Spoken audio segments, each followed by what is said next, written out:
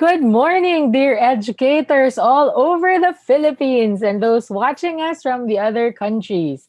Welcome to the third day of the 2020 CEAP Congress. Yesterday, we opened the Congress with messages of hope and inspiration to our educators. And we also witnessed the conferment of the Pro Deo et Patria Award. The next 2 days will be learning sessions using the domains of the Philippine Catholic School Standards as the framework. This morning, our first session will be on the domain of Catholic identity and mission, with a talk on educating to fraternal humanism. This afternoon, we will have the sessions on learning environment and learner development. We just want to remind you of what the Vice President informed us yesterday in her overview of the CEAP Congress. You only need to attend one session for each day for days 3, that is today, and day 4, that is tomorrow, and submit an evaluation for one session for each day and the general evaluation at the end of the conference to get the certificate for the whole Congress. However, all videos of the different sessions will be saved in the videos section of our official Facebook page and in our YouTube CAP channel for you to view and review anytime. So if you miss out a session, you can always get the video from our YouTube and our Facebook Live. As we begin, we encourage you to post your questions and comments at the comment section of this Facebook page or the chat box in YouTube channel, and we will ask these questions and read the comments during the question and answer portion. All right. Our session for today, Educating to Fraternal Humanism, is based on the document from the Congregation for Catholic Education released in 2017. One of the points of the document describes the kind of education, pandemic or no pandemic, that is sound and open, that pulls down the walls of exclusivity, promoting the richness and diversity of individual talents and extending the classroom to embrace every corner of social experience in which education can generate solidarity, sharing, and communion. This is very much in keeping with our theme for this Congress. And to guide us in the discussion this morning is someone who is back by popular demand. Ayan, you asked for her. She's one of the more popular speakers in our webinars the past months that we gave you. And you requested in your evaluation sheets a part 2 of her talk. And so she's back. In fact, she's one of the writers of the recently published book, Religious Education in Asia. That's how far she goes, no?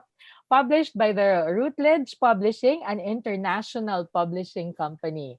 She is family to CEAP. She's a very active collaborator in the CEAP as a member of many committees, the Technical Working Group for the Philippine Catholic School Standards for Higher Education, the National Christian Formation Commission, the National Higher Education Commission, and just yesterday, she was appointed as the CEAP Research Coordinator.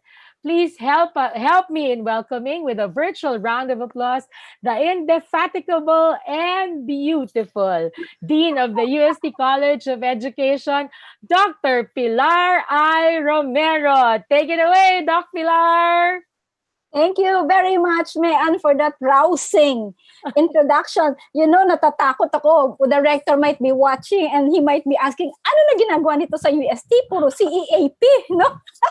But, this is the part of my life where I really enjoy. Of course, I enjoy UST very much. It's my life. But also, CEAP has given me this new lease on life, on dynamism that I cannot find elsewhere. That's why I love CEAP so much. O, di ba? Mutual na yung ating admiration. Anyway, okay. So, I'm assigned a very, what would I say, very difficult, but at the same time, a topic which really resonates to all of us, to my heart, especially the fact that I've been with Catholic education for nearly 40 years. I started 1981. Can you just imagine? 1981, 2021, that's a good 40 years of my life spent in Catholic education, most specifically with the Dominicans. That's how Dominican I am.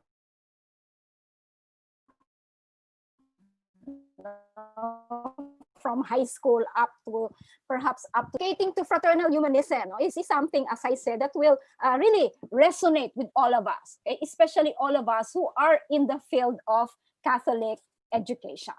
Okay, so you've given a little introduction about the document, Mayan, no? And really, I appreciate that. Okay, when it was launched, no, there were also some backgrounder on the document. What is the document all about? As you said, the document was published in 2017, to be exact, in April. And I'm really fascinated by this, as I am fascinated by young people. Young people really fascinate me. Siguro that's the reason why I stay in education for a very long time. No? Why am I fascinated by them? Ang dami nilang hanash. Diba? Yung mga tinatawag natin, mga hanash nitong mga young people. Ano ito yung mga hanash nila? Young people ang nagpauso ng mga anniversaries. Hindi lang anniversary. One of my students said, "Ma'am, week-sari namin ngayon." Week-sari! No? Maliban pa yun sa month-sari. No? Therefore, I was asking my children, meron din bang quarter-sari? No? Kasi may week-sari, may month-sari, baka may quarter-sari. And we make a fuss over anniversaries. The church also makes a fuss over anniversaries. And why do I say that? Because this document was launched during the 50th anniversary of Populorum Progresso. Okay, so it was celebrated by the launch, by the release of this document, which was held in Vatican to commemorate the 50th anniversary of Populorum Progresso. No? And it was launched jointly, no, or published jointly by the Congregation for Catholic Education and the Pontifical Foundation Gravissimum Educationis. This was a foundation established, no, by Pope Francis. Okay, so it was launched. No? It serves as a guidelines. Okay, it presents rather guidelines. Guidelines to whom? Guidelines to more than 6 million students in 215,000 Catholic schools and 1,760 Catholic universities. Yung slide ko, excuse me, yung slide, may we go to the, yan, okay, may we go to the first slide, please. Okay, so 1,760 Catholic universities and 215,000 Catholic schools all over the Philippines. No? So this is a guideline for the students and also for all those involved in Catholic education. Okay? What is the goal? Ang dami ng documents about Catholic schools, Catholic universities, and Catholic education. But what is the goal? According to the secretary of the congregation, okay? So it wants to emphasize that there is a generational or an educational pact between generations, okay? Starting from the family, emanating to the entire society. So it parang we can say that the document produces some kind of a ripple effect that extends to the entire social body. Okay, so next slide, please. So the guidelines, specifically, okay, the guidelines will be helpful for those who face the daily challenge of renewing with passion, no, the entire educational mission. Those of us and many of us, lahat kayo mga ka-online ko, no, at mga ka-online internationally, no, all of us, okay, are involved in this educational mission, and you know that we are not always okay. There is always that need to renew this passion. And these guidelines will help us renew our passion for Catholic education in whatever context we are in and in whatever continent of the world we are in. Okay? Also, the document also looks into, in the field of education, there is always a need for dialogue.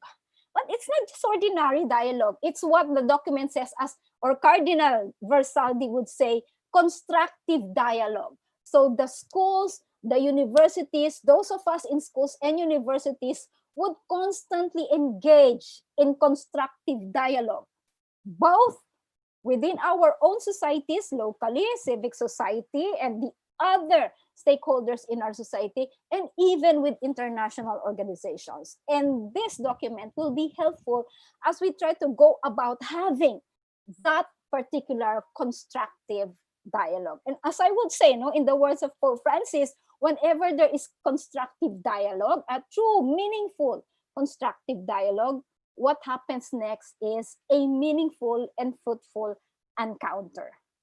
So even if the cardinal is not saying it, I would say that this particular document is not only for dialogue, it is also for a meaningful encounter. Okay, so next slide, please. Okay, so how does the document begin? So basically, I'm going to look into the document. Okay, guide you in the process of looking into the document, but at the same time, I'm going to put in several sources also. So I'm looking at the document, but I'm looking at it also from the lens of people involved in Catholic education and religious education. In that way, we enrich our discussion. Okay, so the document opens just like any other document that we have, whether in the local church, in the church in the Philippines, or the universal church. It opens by looking into the current scenario where we are all in, the situation of the world at present. And if you are going to look at the way it paints current scenarios, okay, it starts with the word crisis.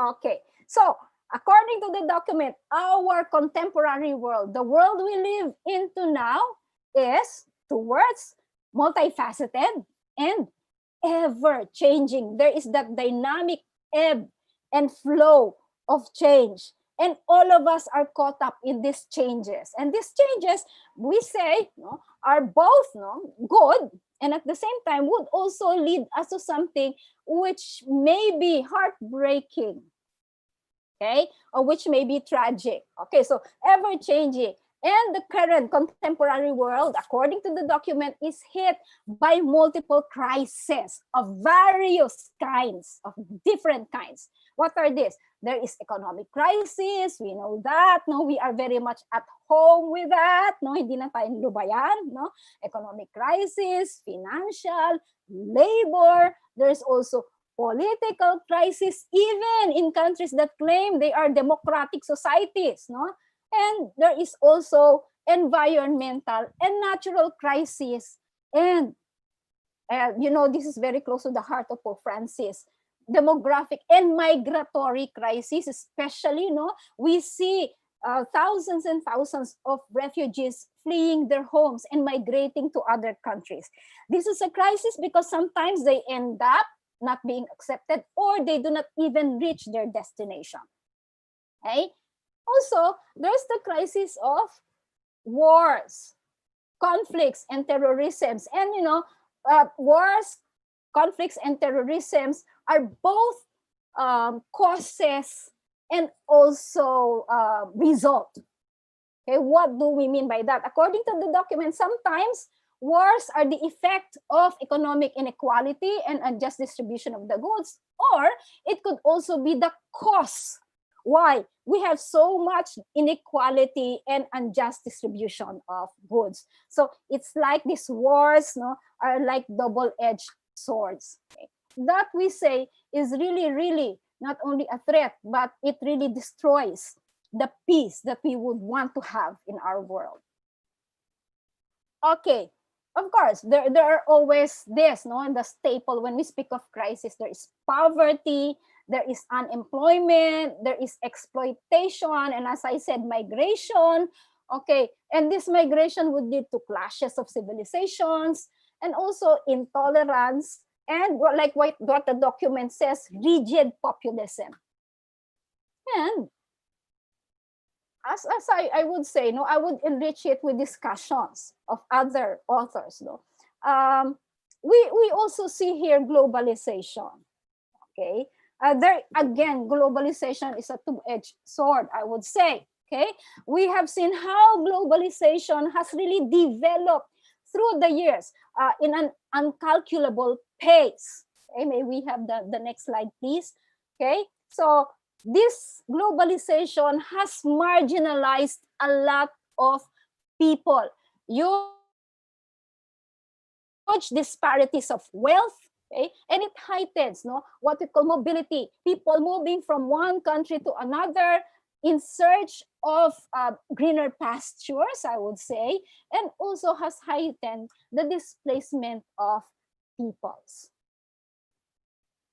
Okay? So that's about the current scenarios. Marami pa. No? Next slide, please. Okay, so among other things, our country is also characterized by what the authors, no, Dixon, would say extreme pluralism and secularism. Okay, and this twin um, phenomena has resulted in the breakdown of traditional religious cultures.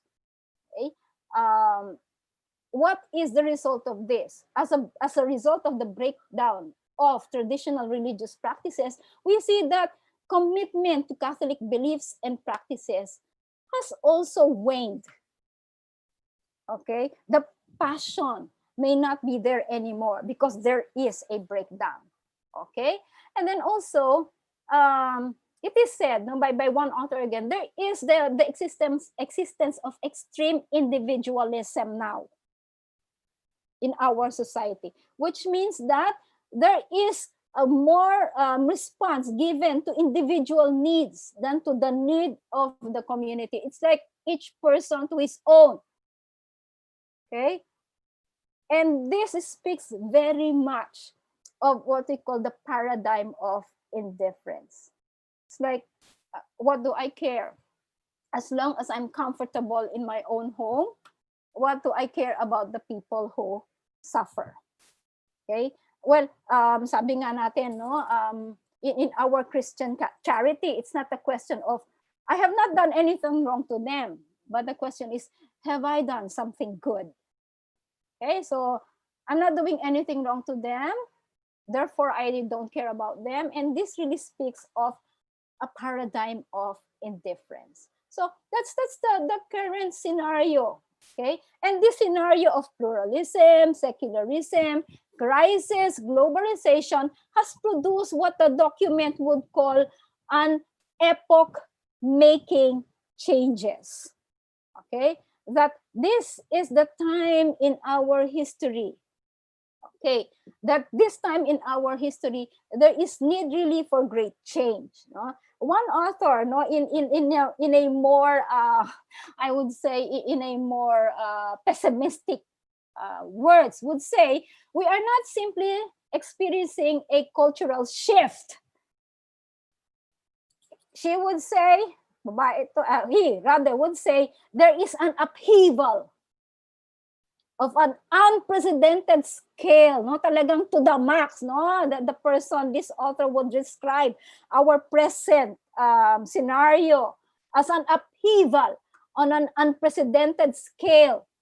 Okay, and this is not just something that can be reduced to some rapid mutations like geopolitical, ecological, economic, cultural, social, or digital.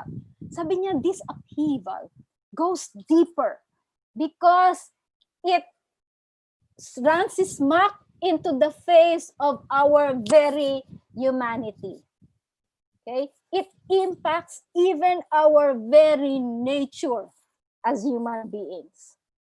Okay? So you see, in all these upheavals and in all these crises, we see there at the center is the impact of all these scenarios, of this upheaval, of this epoch, new epoch or new time in our history. There, it impacts the human person. Okay? So, if this is how the larger society is, next slide please, what then is the current scenario of Catholic education? This is not in the document, but I would like to include this because we know for a fact that what is happening in society impacts also our schools, our universities, and impacts the very mission that we are carrying out, our very engagement, and that is our engagement in Catholic education. So how do all these crises, how do all these ill effects of globalization, and how do all these upheavals impact Catholic education? If you would like to draw scenario of Catholic education, this is what we see. So Brennan said that, globalization is knowing G, no? Knowing at the bedrock of Catholic education. Why? Because according to him, it has spawned three scenarios or three results which is bothersome for Catholic education. What are these? It has spawned relativization, everything is relative. Okay? Iba pong ibig sabihin yan dito sa Pilipinas, ano? At yung tunay na ibig sabihin ng relative. Everything is relative, meaning that there is no objective truth anymore. Everything is relative. Sa Pilipinas po, ang ibig sabihin ng everything is relative is lahat ng nasa opisina mo, kamag-anak mo. Everything is relative. Anyway, joke lang yun. Okay? So, according to Brennan, globalization has produced relativization of religion, privatization of religion, and also fundamentalism. Okay, so these three brought about by globalization according to Brennan. Then according to a research made by the Center for Applied Research in America, CEAP, conducted a research in 2018. It says that another challenge to Catholic education is what we call the postmodern spirituality of young people. And I'm sure you, mga ka-online ko who are in the field of religious education, notice this. No? What is this postmodern spirituality according to CEAP? It considers religious institution and authority as suspect. Everything is suspect. No? This is related to what Bishop Barron would say, the me culture. Everything is subjected to suspicion. Totoo ba yan? No? Baka naman di totoo yan. No? So, what is subjected to suspicion are religious institutions and authority. And this somehow seeps into Catholic education. Why? Because teachers, administrators of Catholic schools and Catholic universities are considered authorities, and they are always looked upon as suspects. So research, according to CEAP, shows that rejection of traditional authority figures and of a structure that doesn't allow questioning or conversation is driving young people away from the church. So we know now the tip. The tip is, even if you are placed there in a position of authority, there should always be openness to their questions and to conversation so that we will not drive them away from the faith and from the church. Okay? So, next. Okay, another scenario. Okay, there is in our schools and our universities, especially for universities, I would say, and colleges. Okay? And this is very true according to the authors. And I could resonate with this. No, there is what we call a managerialist and market-driven orientation in our schools, in our colleges, and in our university. And what does this do? This market-driven orientation or managerialist orientation, it promotes a kind of education that looks at education as a consumable good. Okay, it's something that I must have, some sort of a puhunan, a consumable good, rather than a potent and effective instrument in protecting people's human rights. Okay. To expound on that, another author would say there are dominant economic worldviews. Okay, everything is seen from the perspective of economics.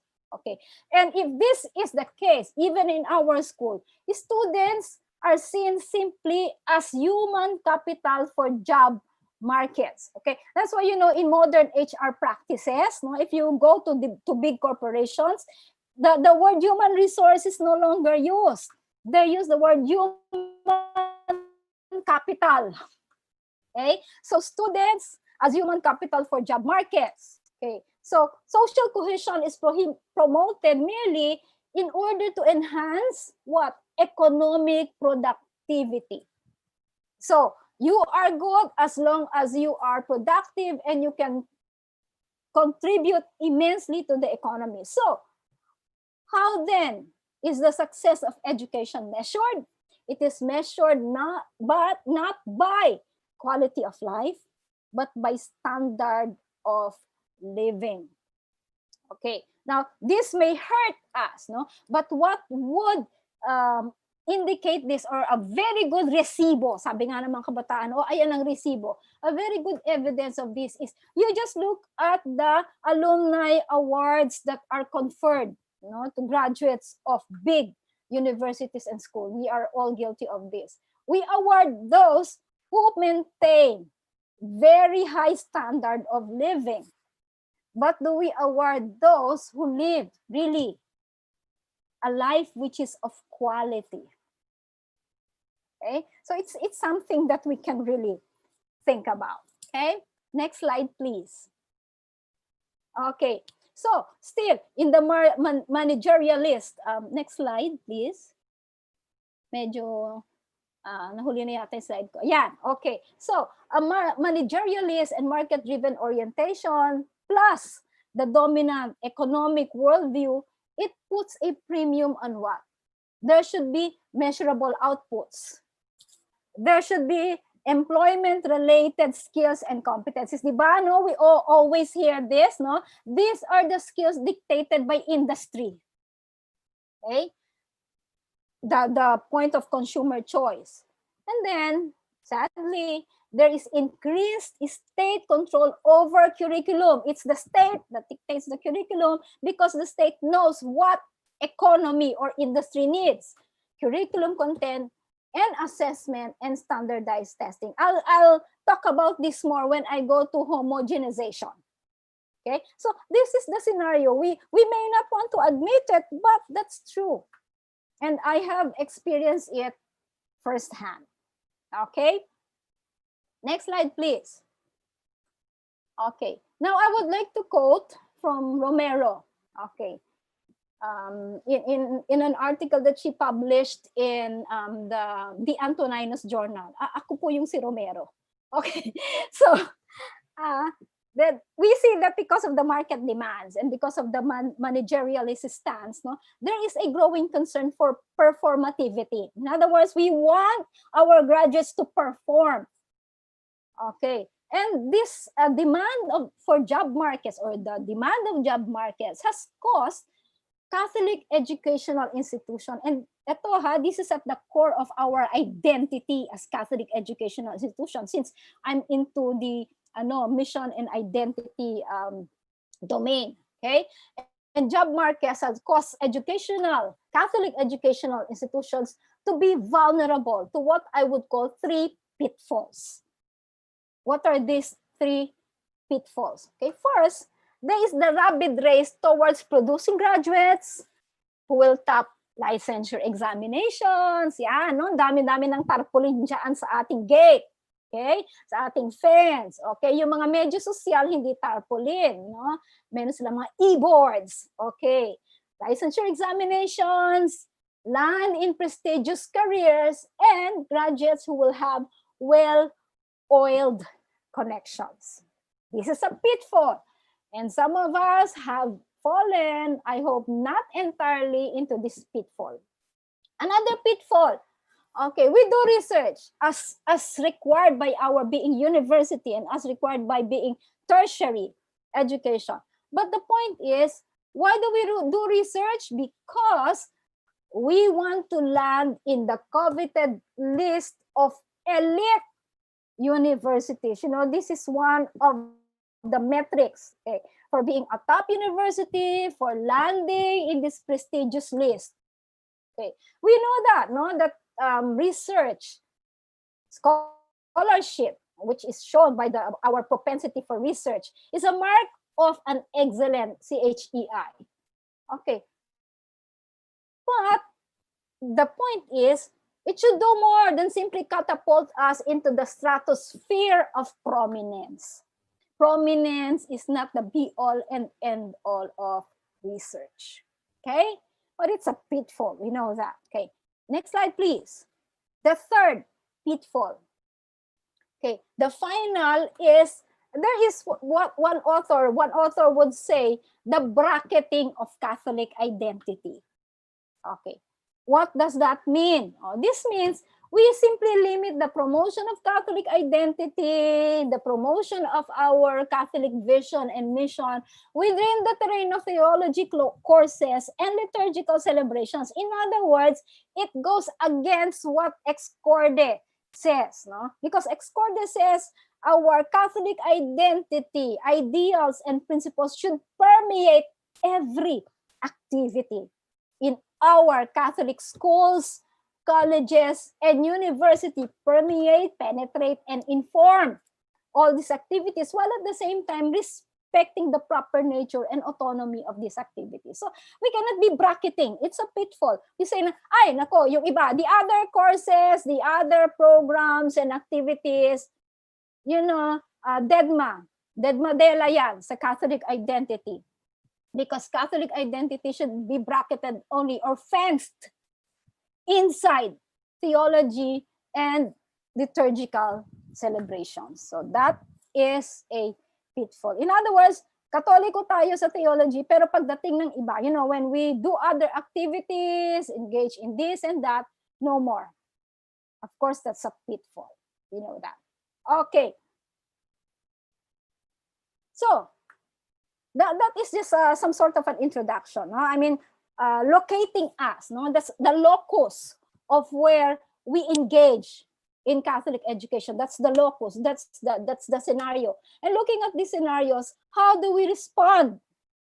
Okay, we respond by coming up with an education, a kind of education that strives to achieve what we call fraternal humanism. Take note that it's not only humanism, but there is a word that comes before humanism. It's educating to fraternal humanism. The first order of the day, according to the document, okay, in educating to fraternal humanism is we have to humanize education. Okay. It's not because our education, especially in this time of the pandemic and remote teaching and learning and online education, it's not that our education has been robotized. But slowly, our education is becoming robotized. Okay, so therefore, we have to humanize education. But, seriously speaking, what do we mean when we say humanizing education? To humanize education is again, to focus more intently on this human person before us, on this human person, the learner, on the human person who is the teacher, and the human person who is involved in the process of education. Why? Because we say, no, this is something that I would say, no matter how excellent your procedure, your technique, your approach, no matter how excellent your materials are, without the human person who can expertly use this, nothing will happen.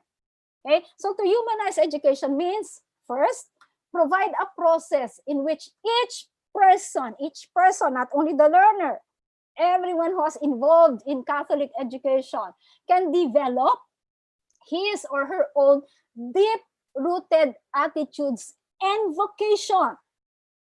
Okay. For what purpose? Why must this be developed?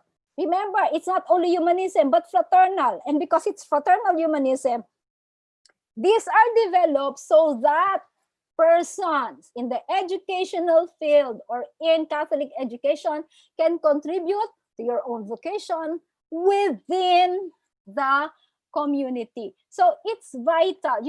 In humanizing education, we see the person in relation, not only to himself or herself, but in relation to this community.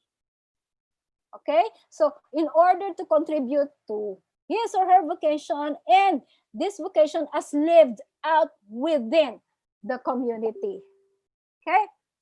So there we say that in our Catholic educational framework, to humanize education is to put this person at the center.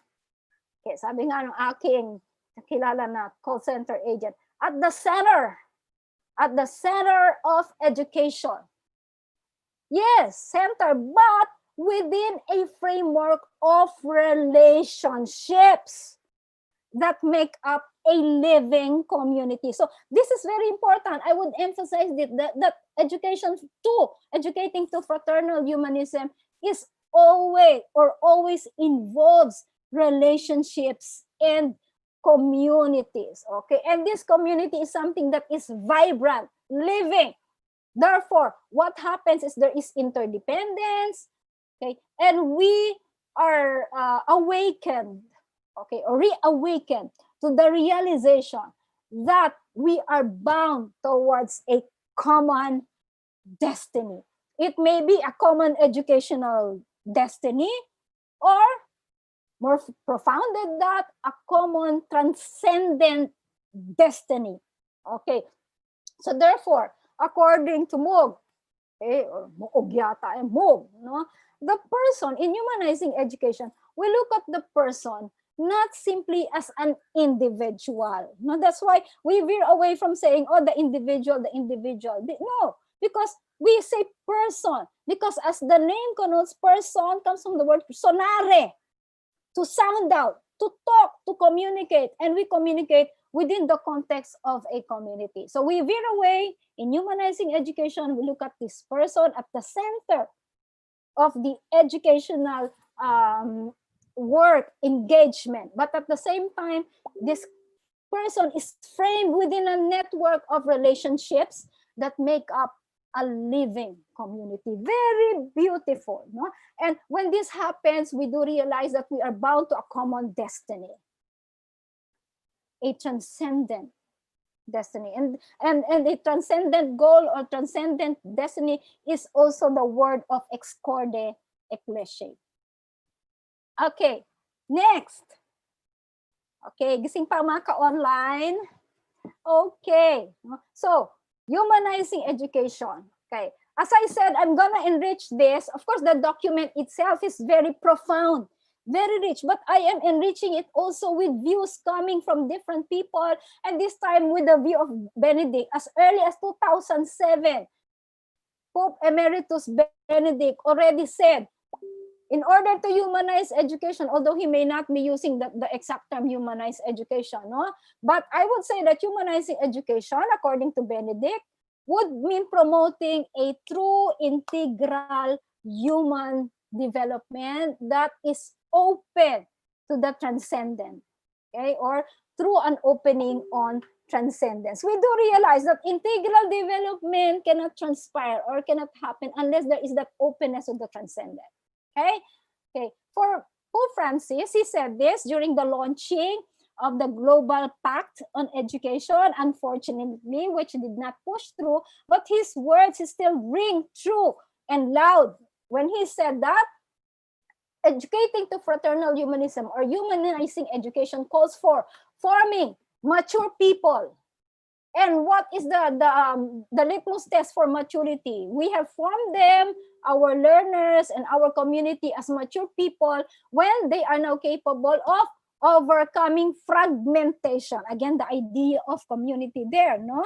Fragmentation and opposition, and rebuilding the fabric of relationships for a more fraternal humanity.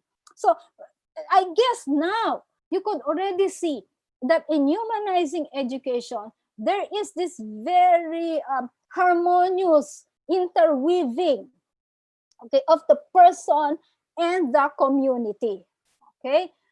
Fabric of relationships that make up a fraternal humanity. That's according to Pope Francis during the launching of the Global Pact on Education. And then, as early as when the document Educating Today and Tomorrow, a Renewing Passion, it also talks about humanizing education. Okay, so according to this, and this is very beautiful, and this will resonate to all of us.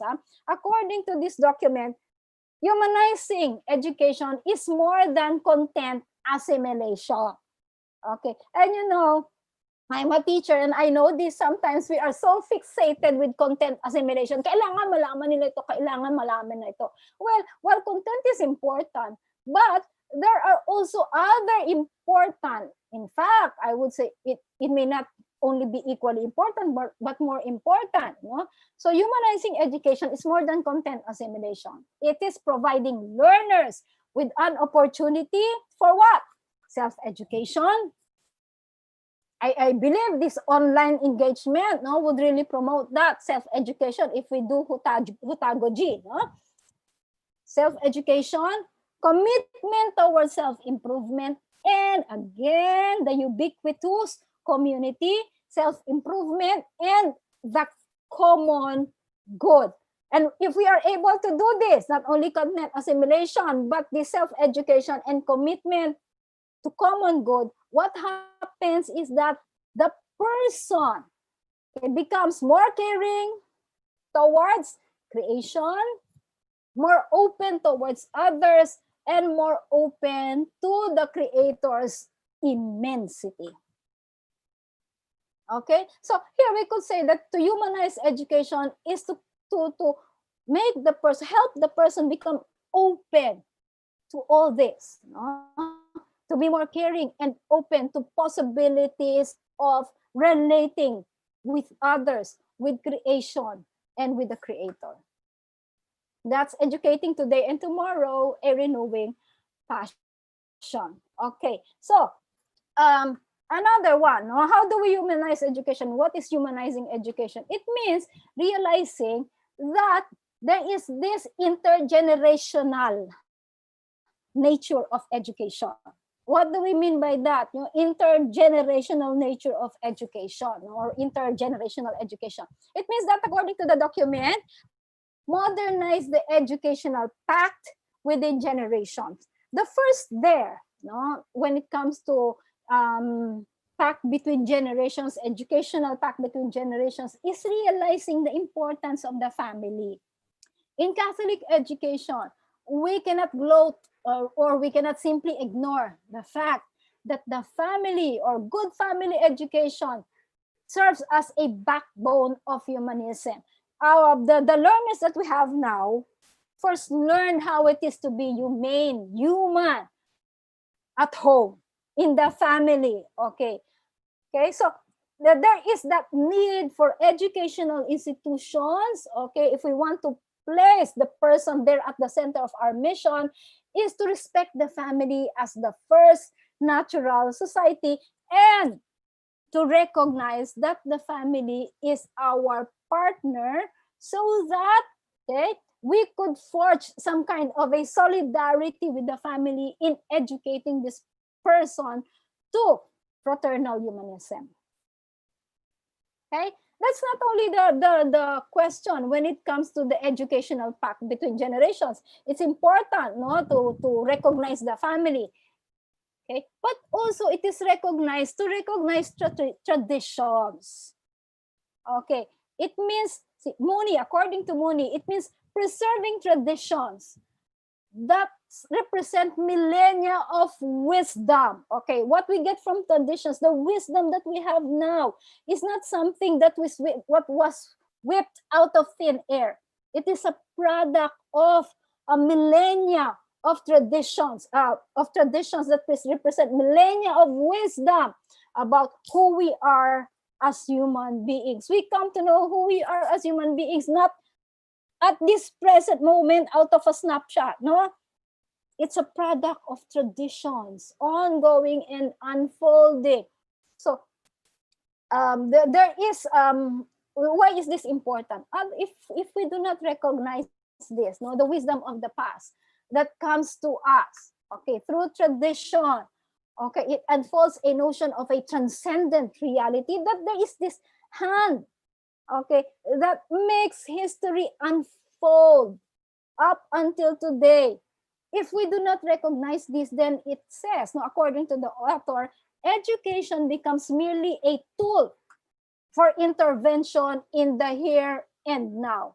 If that happens, it becomes a very dangerous tool. If we are not cognizant of the fact that the wisdom we have now is born out of generations of men and women bringing to the present this wisdom, education would fall prey to that very dangerous, um, you know,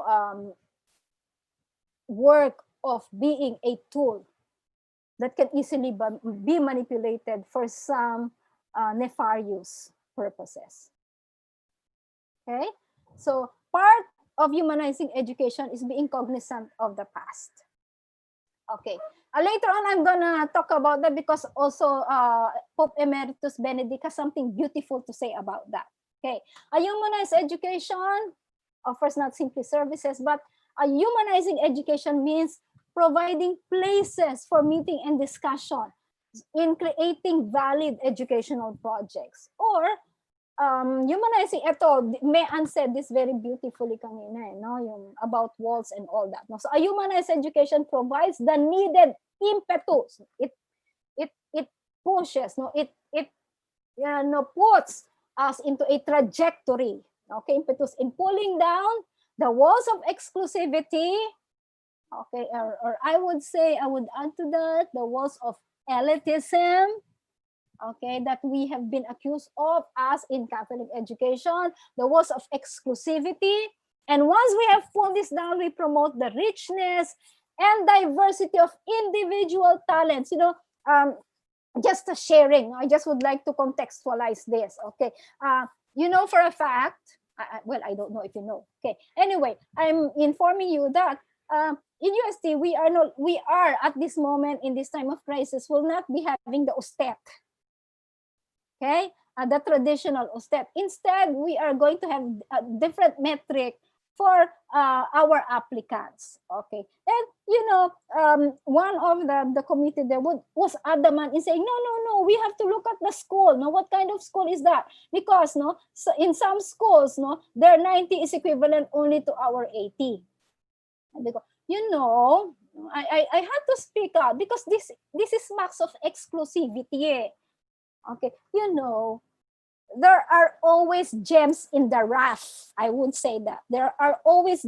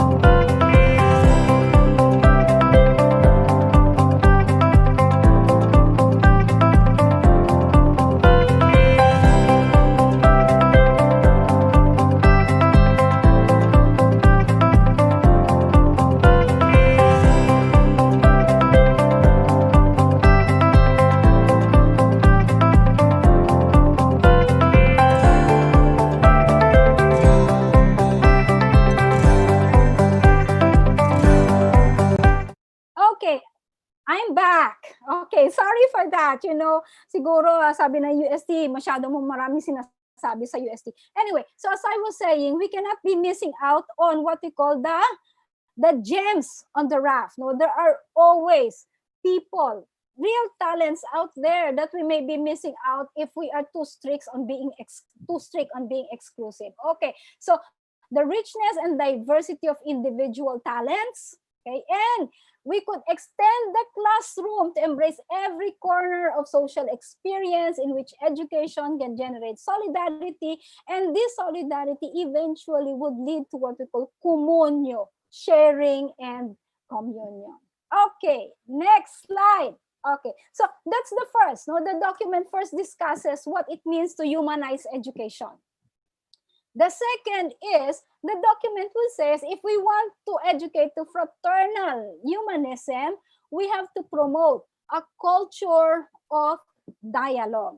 Okay, so take note that it's a culture of dialogue. Okay, anong ibig sabihin yung culture of dialogue na yan? Okay, so this is central to promoting humanism.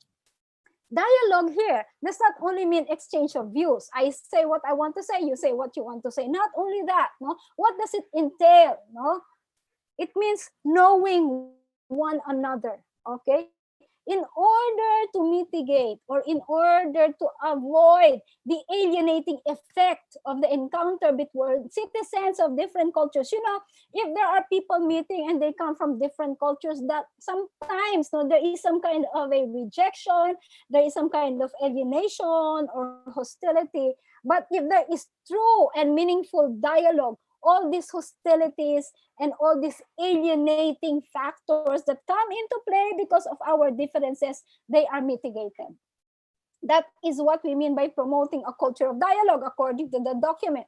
Also, according to the document, in this culture of dialogue, there is always freedom and equality. When we engage in dialogue, we do not say, "Oi, I am superior and you are inferior," or "You are superior, I am inferior." No. Okay, in a culture of dialogue, there is freedom and equality, meaning that the participants in this dialogue first must be free from their contingent interests. In other words, when I engage in dialogue, I am not motivated by self-interest. I am not motivated by my own personal agenda. Okay? So, what does it mean? So, free from their contingent interest and must be prepared to recognize the dignity of all parties. In other words, when we engage in dialogue, we come here as brothers and sisters of one Father. Therefore, we are all equal.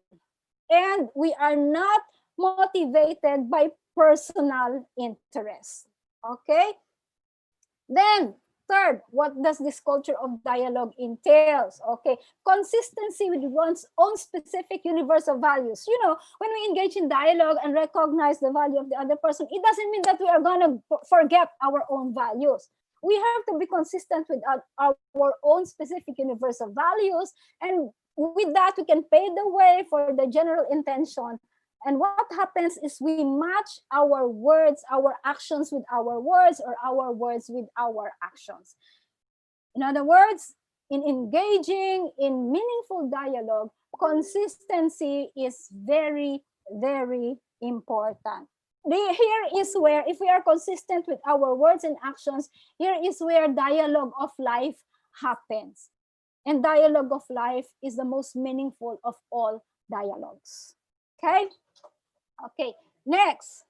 Okay, promoting a culture of dialogue. You know, in promoting a culture of dialogue, I would like to present a particular model. Now, there is this study by Leuven University in Belgium. Okay, and in this study, they came up with different models of schools. Okay, based on certain paradigms from Australia. Okay, you know, one of the models of a school that they came up with, you know, or using as a metric is what we call the dialogue school model.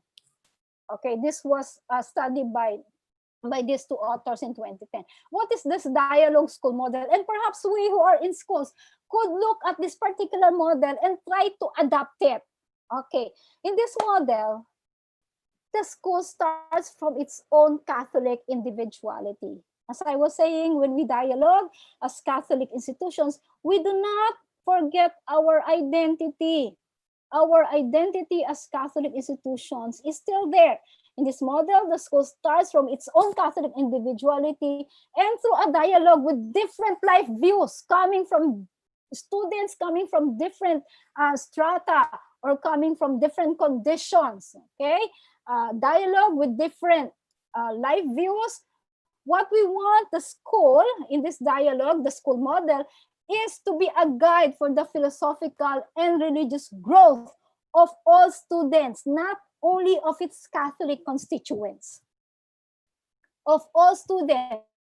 As such, the Catholic school identity and solidarity with otherness, okay, I like that word so much, no? Solidarity are not only perfectly combinable, but they both come to full flourishing when combined.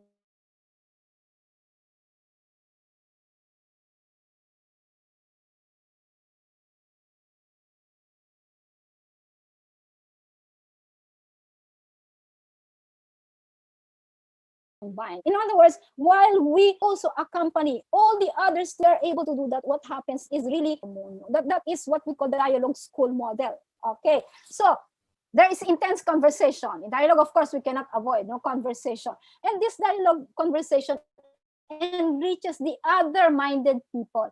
Take note that in our schools, if we really would want to promote a culture of dialogue, we really be looking out for like-minded people.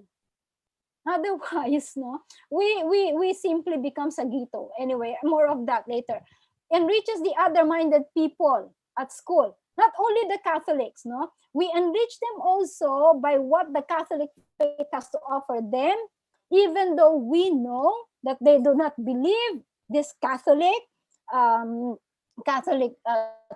truths. Okay, but because through dialogue they get to know themselves better, become more distinctly aware of their own orientation and choices, learning to take responsibility for them, and so deepen their identity. So you would see that very important in this culture of dialogue is respect for the otherness of people within our community. So this pluralization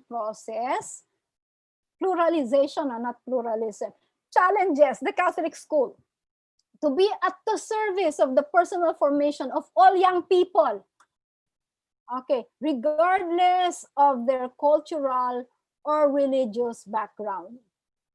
The dialogue school takes its responsibility for all, also on the level of personal development. So napakagandang model nitong dialogue school.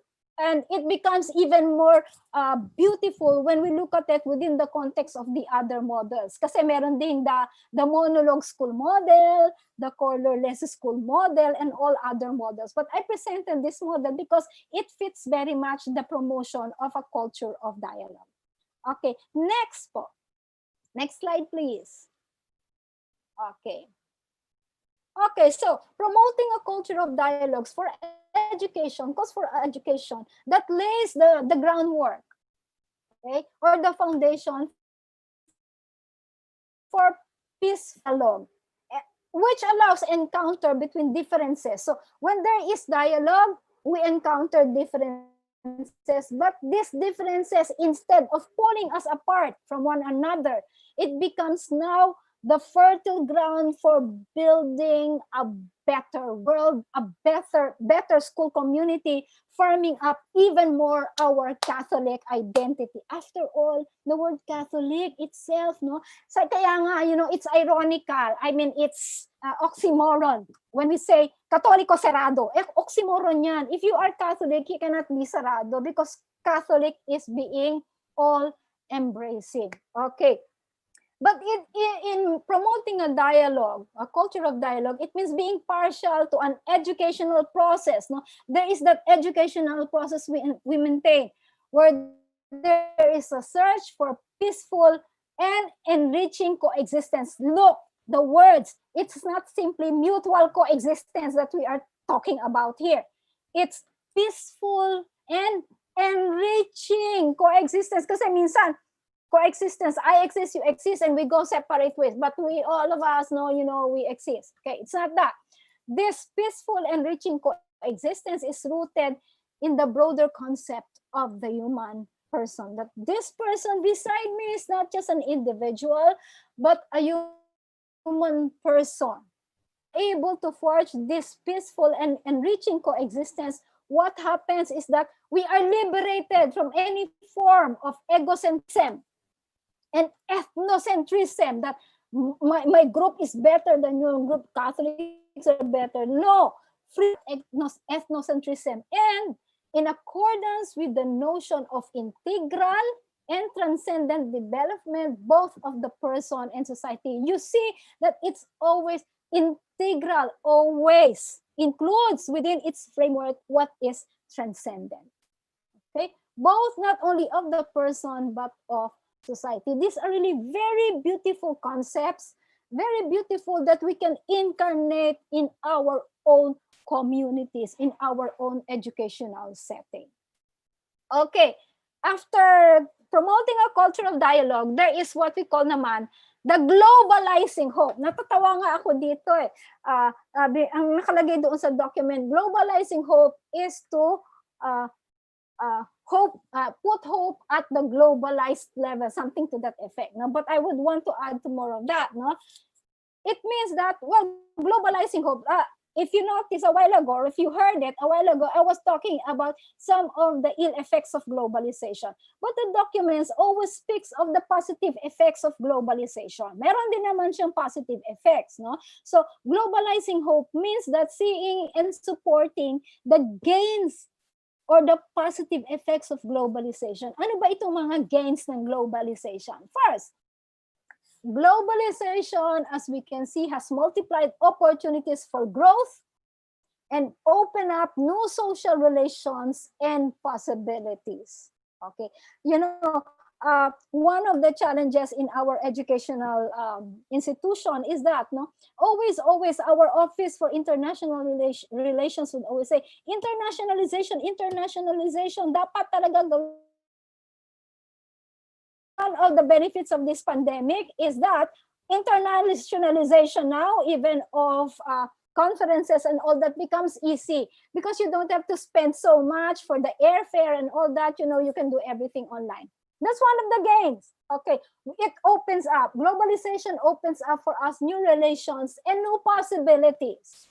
And we support those gains in globalizing the hope that we have. Okay. Also, there is the globalization of solidarity. And if we look at that, then we would see that there is so much hope in this world, and we build on that hope. Okay, what is this globalization of solidarity? Okay, globalization of hope empowers us, those in the field of Catholic education, to view this equilibrium. You know, in my article in the Antoninus Journal, as I said, the pandemic has thrown us Catholic educational institutions into a state of disequilibrium. But if there is hope, we do not look at this equilibrium some kind of an insurmountable disturbance. We look at this equilibrium, whether internal or external, like we are experiencing now, the external disequilibrium seeping into our schools, causing internal disequilibrium. We look at it as a golden moment to revisit our core, the core of our school's identity, and to seize the moment as an opportunity for renewal. Okay. When this pandemic came upon us, all schools, for that matter, big, small, universities, colleges, and all that, came up with their LCP, tawag natin dyan, di ba? Learning Continuity Plan. Okay. But as Catholic educational institutions, our learning continuity plan is not only a tool for survival. It is also our means for vitality, not only viability, but also vitality. And it is a means to reinforce our Catholic identity. Therefore, in our learning continuity plan, our Catholic identity should be there at the core. That is what we mean when we say that globalizing hope, meaning that we see hope in this pandemic in such a way that the disequilibrium that we are experiencing is making us revisit our core, the core of our identity. And when we are able to recognize again that core, that Catholic identity, kung medyo natabunan yan, then it becomes an opportunity for renewal. That is hope. Okay. So, according to the document, we go back to the document because these are parts of, my reflection and also reading from people. Okay. A globalization, according to the document, a globalization without vision, without hope, without a message that is both a proclamation and actual life is bound to produce conflict and generate suffering and misery. So, in order to heighten the gains of globalization and somehow mitigate its debilitating effect, especially for the poor and the marginalized, this globalization must be accompanied by a vision that is buoyed up by hope. Because if that is the case, then we are bound to produce conflict and to generate even more sufferings and misery. It becomes a globalization that is becomes a tool for further marginalizing those who are already at the periphery of society. That's how beautiful hope is. Okay. I also would like to inject something about hope. Anyway, nasa hope na tayo, no? I came across this very beautiful article. It's actually a proceeding from a conference held in 2018. Okay, a conference in Latin America. The conference is rediscovering the virtue of Christian hope for our troubled world. Okay, and it's very beautiful. That's why I would like to share with you because during this entire conference and even in the crafting of the LCPs and all this and many webinars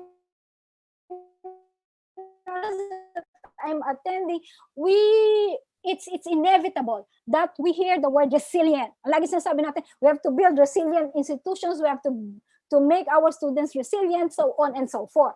Now, in this conference, no, ito medyo tatamaan tayo dito, no? Instead of just, according to the speakers in the conference and the very movers in this conference, instead of just emphasizing resilience and formulating programs that singularly aim at it, salita ko pala to, no? So we don't really aim at building resilient students. As Catholic educational institutions, what we need to do is not simply to singularly aim at resilience.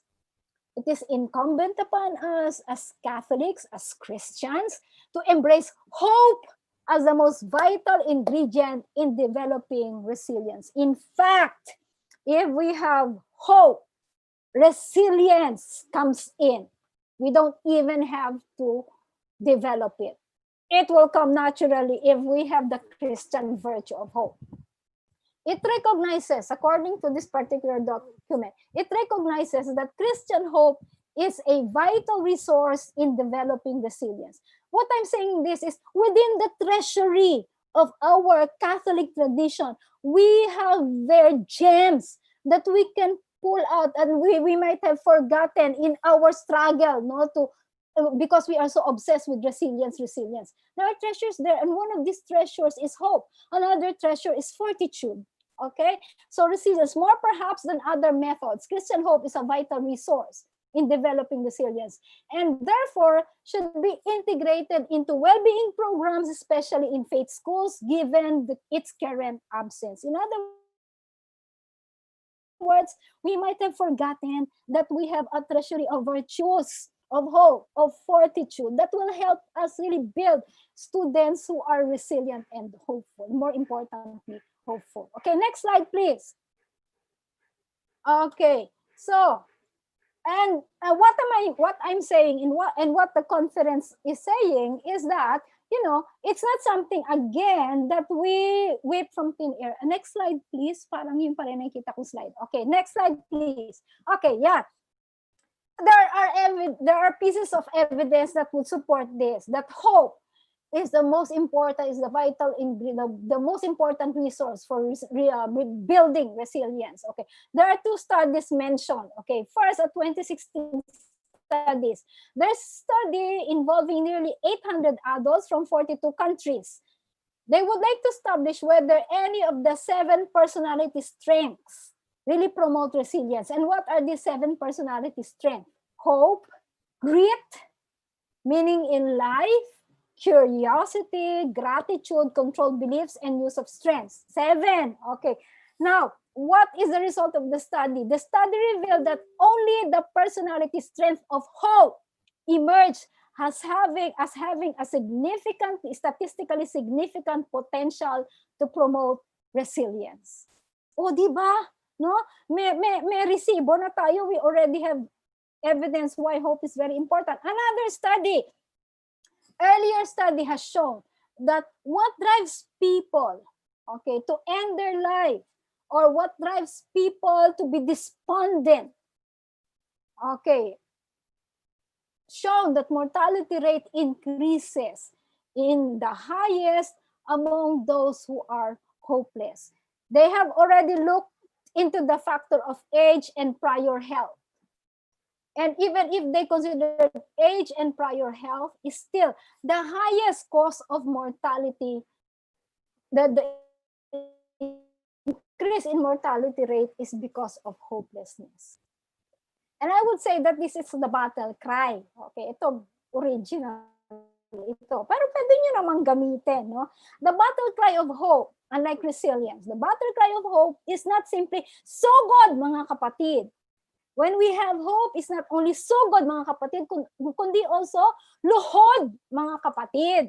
Ibig sabihin, in our hope, there is an active prayer and worship life. That there are instances in our life when we cannot just be baking so good and so good. Hope also tells us, allow moments for luhod.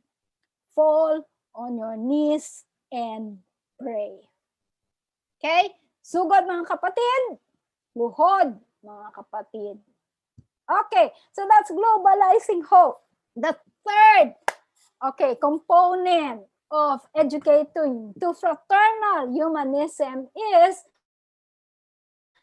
aiming for an authentic inclusion. Okay, now when we are speaking of inclusion here, we have to somehow navigate it in a different way. Okay, inclusion here doesn't mean the inclusion that we are talking about now, although that could also be, no? But according to the document, inclusion involves establishing a relation of solidarity with generations before us. Now, this was what I was talking about, no? The wisdom of the generations before us. Okay, according to the document, inclusion entails surmounting the degrees of kinship. In other words, hindi lang relatives, my kins, but all, everyone is recognized as being children of the Father, and thus we have a relationship of universal solidarity. That I look at you as my sister and my brother, not because we are related by blood, but because we are related, our faith tells us that we have one Father. That is inclusion. No one is left behind because the sun shines on everyone and God loves all his children. Now, Benedict, as I was saying a while ago, there is a very beautiful term used by Pope Emeritus Benedict to talk about this inclusion of recognizing, establishing a relationship of solidarity with the generations that come before us. He is calling this a hermeneutic of continuity. A hermeneutic of continuity. We do not break away from the wisdom of the past as a church, but what we do is we renew it. No, so there is that hermeneutic of continuity. No, he would emphasize that, and its critical role, this hermeneutic of continuity and this relationship of solidarity with generations that came before us, is very critical in confirming the unity of the church in time and space and the coherence of its doctrinal formulation. So there is coherence, there is consistency, because we do recognize that there is continuity. Okay? And this is what the document would mean by true inclusion. Okay, now, that's the third. The fourth, wait, Malapit na tayo you know, the document is one read, no, city. But if you want to really understand it and plumb its wisdom, you have to read it again because really it's so profound and full of wisdom. The next is educating to fraternal humanism involves, next slide please. Ayan, okay. Educating to fraternal humanism involves cooperating, building networks, or coming up with cooperation networks. You know, this is very fairly easy to understand. We cannot have an educational community, a really vibrant educational community, if there is no cooperation among the people in our community. Okay? So education to fraternal humanism develops cooperation networks in the various fields of education, especially within the academic education. And how does this transpire? What are collaborating with educators, no, in an approach, no, by preparing joint efforts in preparing formation programs. In other words, no one is left behind. Everything has something good to say, no, in building this network of cooperation. It's not simply, Father Elmer, for the past 2 days, I have heard him use the word synodality. Okay. During the launching of Perspectives, he used the word synodality. Okay. In his opening speech, when he was elected, he was saying that the direction that he's taking is one of synodality. We are joking as a PCSS when we are crafting the roof bricks. Ano ba ang mas mataas? Ano ba ang level 4 at level 3? Collegiality o synodality? No, that is something that we can discuss when we go to the PCSS TWG. Okay, so this cooperation network talks about synodality, collegiality, both listening and engaging in conversation, because there will be no synodality or collegiality first if there is no listening. And it's really the listening that is connected to the heart. Sabi nga ni Mayan, let us listen with the ears of our heart. Di ba, Mayan? No? So it's listening. And at the same time, after listening, it's reflecting. And after reflecting, it is talking. In building cooperation networks, reflecting before talking is very important. Otherwise, if we just talk without reflection, we become charlatans. No, yung mga charlatans na yakking without any sense. So that's very important in cooperation networks, collaboration. Then students also cooperate among themselves in undertaking worthwhile projects that benefit not only them, but the larger community. And this is the purpose of cooperation networks in our schools. Okay? Okay, so again, when we speak of cooperation networks, we do not sweep pluralism under a rug and simply ignore it. We try to establish solidarity despite the fact that there is a plurality of ideas and orientations. And this network is not only in the field of research. More importantly, it is in the field of service. Again, this is one of the laments that we express. In our schools, we put a premium on research. Ang laki ng pondo para sa research. Kaya pag gumawa ka ng graph, kitang-kita mo yung pie sa research. Pero kung tignan mo yung pondo sa service, parang isang guhit, no? In other words, kung sa kilogram, isang guhit lang, no? So this is a network not only for research, but especially for service, especially for us Catholic schools, okay? When we help each other and share new discoveries. Okay, next slide, please. Naku, hindi ko pala nasasabi next slide. Okay, next slide pa. Yan, okay. So cooperation networks. Okay, now as I was telling you, I'm gonna talk about homogenization, which is part of fraternal educating to fraternal humanism. According to Education in Fraternal Humanism, there is a widespread call for education to overcome the pitfalls of cultural standardization processes, which produce the harmful effects of homogenization and at the same time consumer manipulation. Hirap intindihin, ano? Ano ba ibig sabihin nito? What does this mean? Okay, syempre medyo nag-research naman ako. No?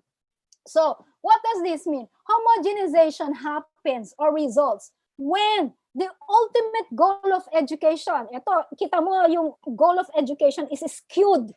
Okay? When the ultimate goal of education is to build competitive advantages in individuals, in students. In other words, we want to produce students with competitive edge. Okay, advantages. Since the basic resource for society is knowledge applied in the labor field, and its value is measured on the basis of productivity. You remember what we are saying about managerialist education? In order to ensure that we produce products that will suit the market, there should be homogenization.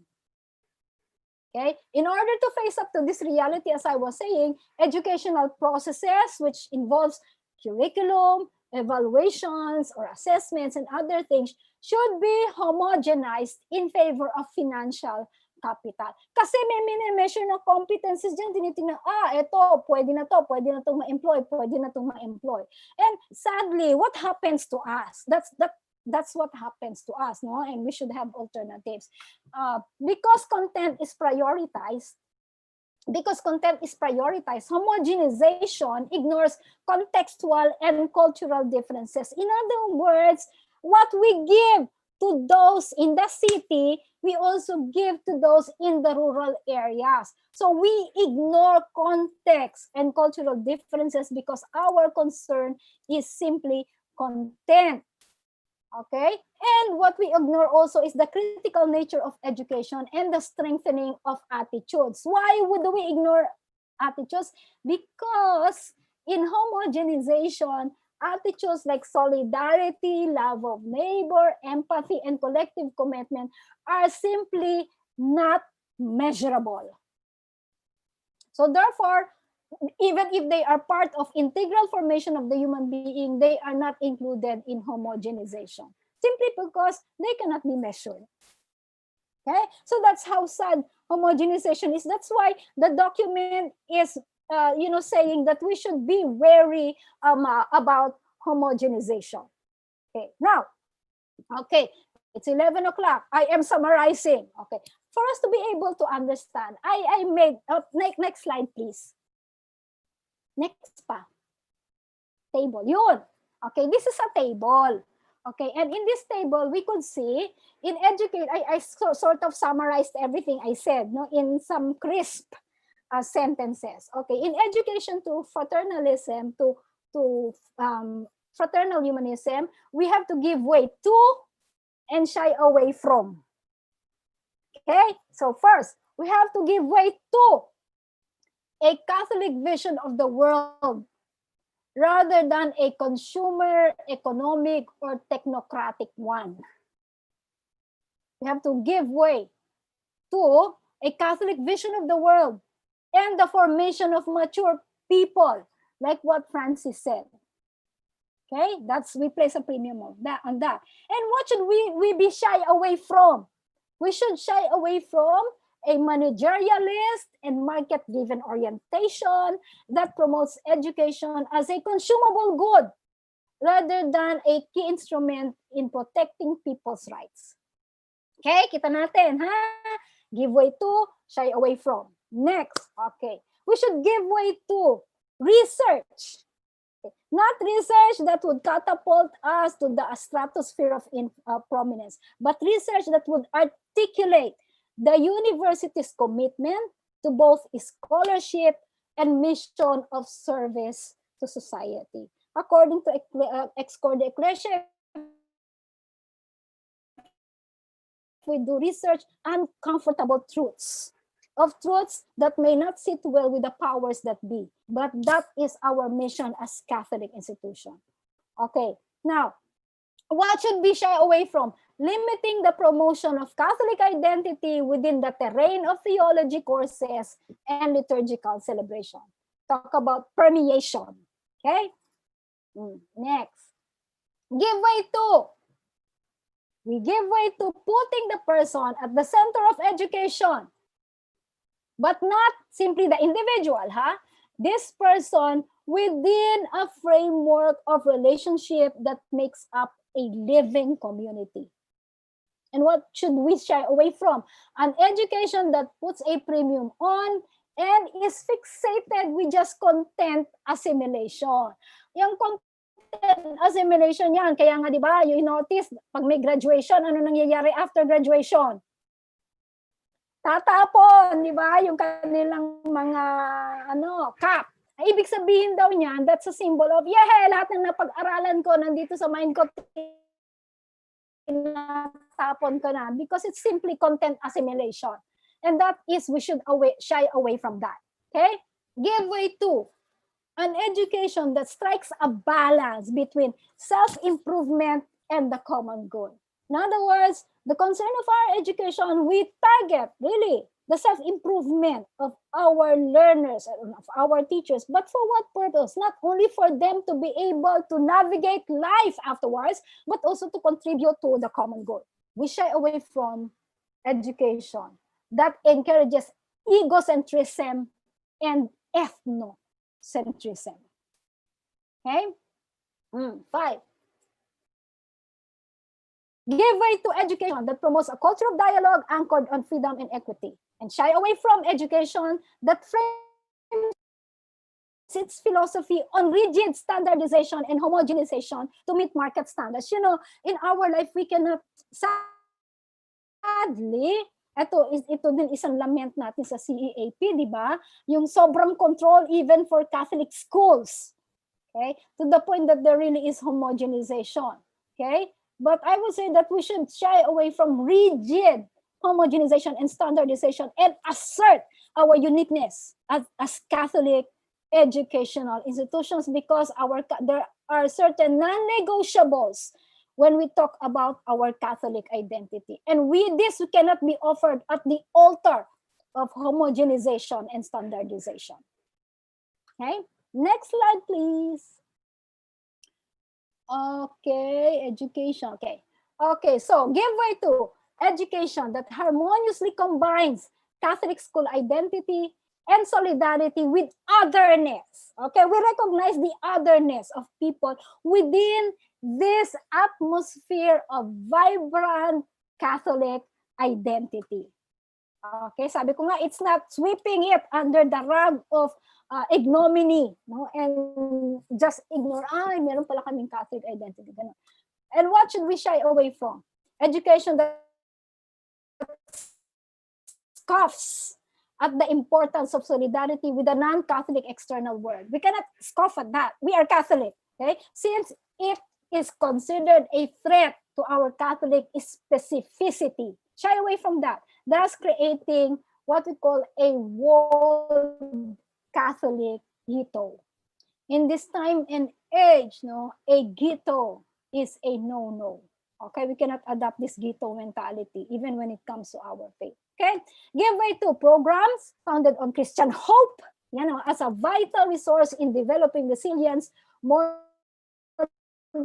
than any other methods. In fact, very strong words nga from the organizers, not commodify and romanticize resilience. And I have been reading articles about romanticizing resilience. So instead of romanticizing that, we build on Christian hope. Okay?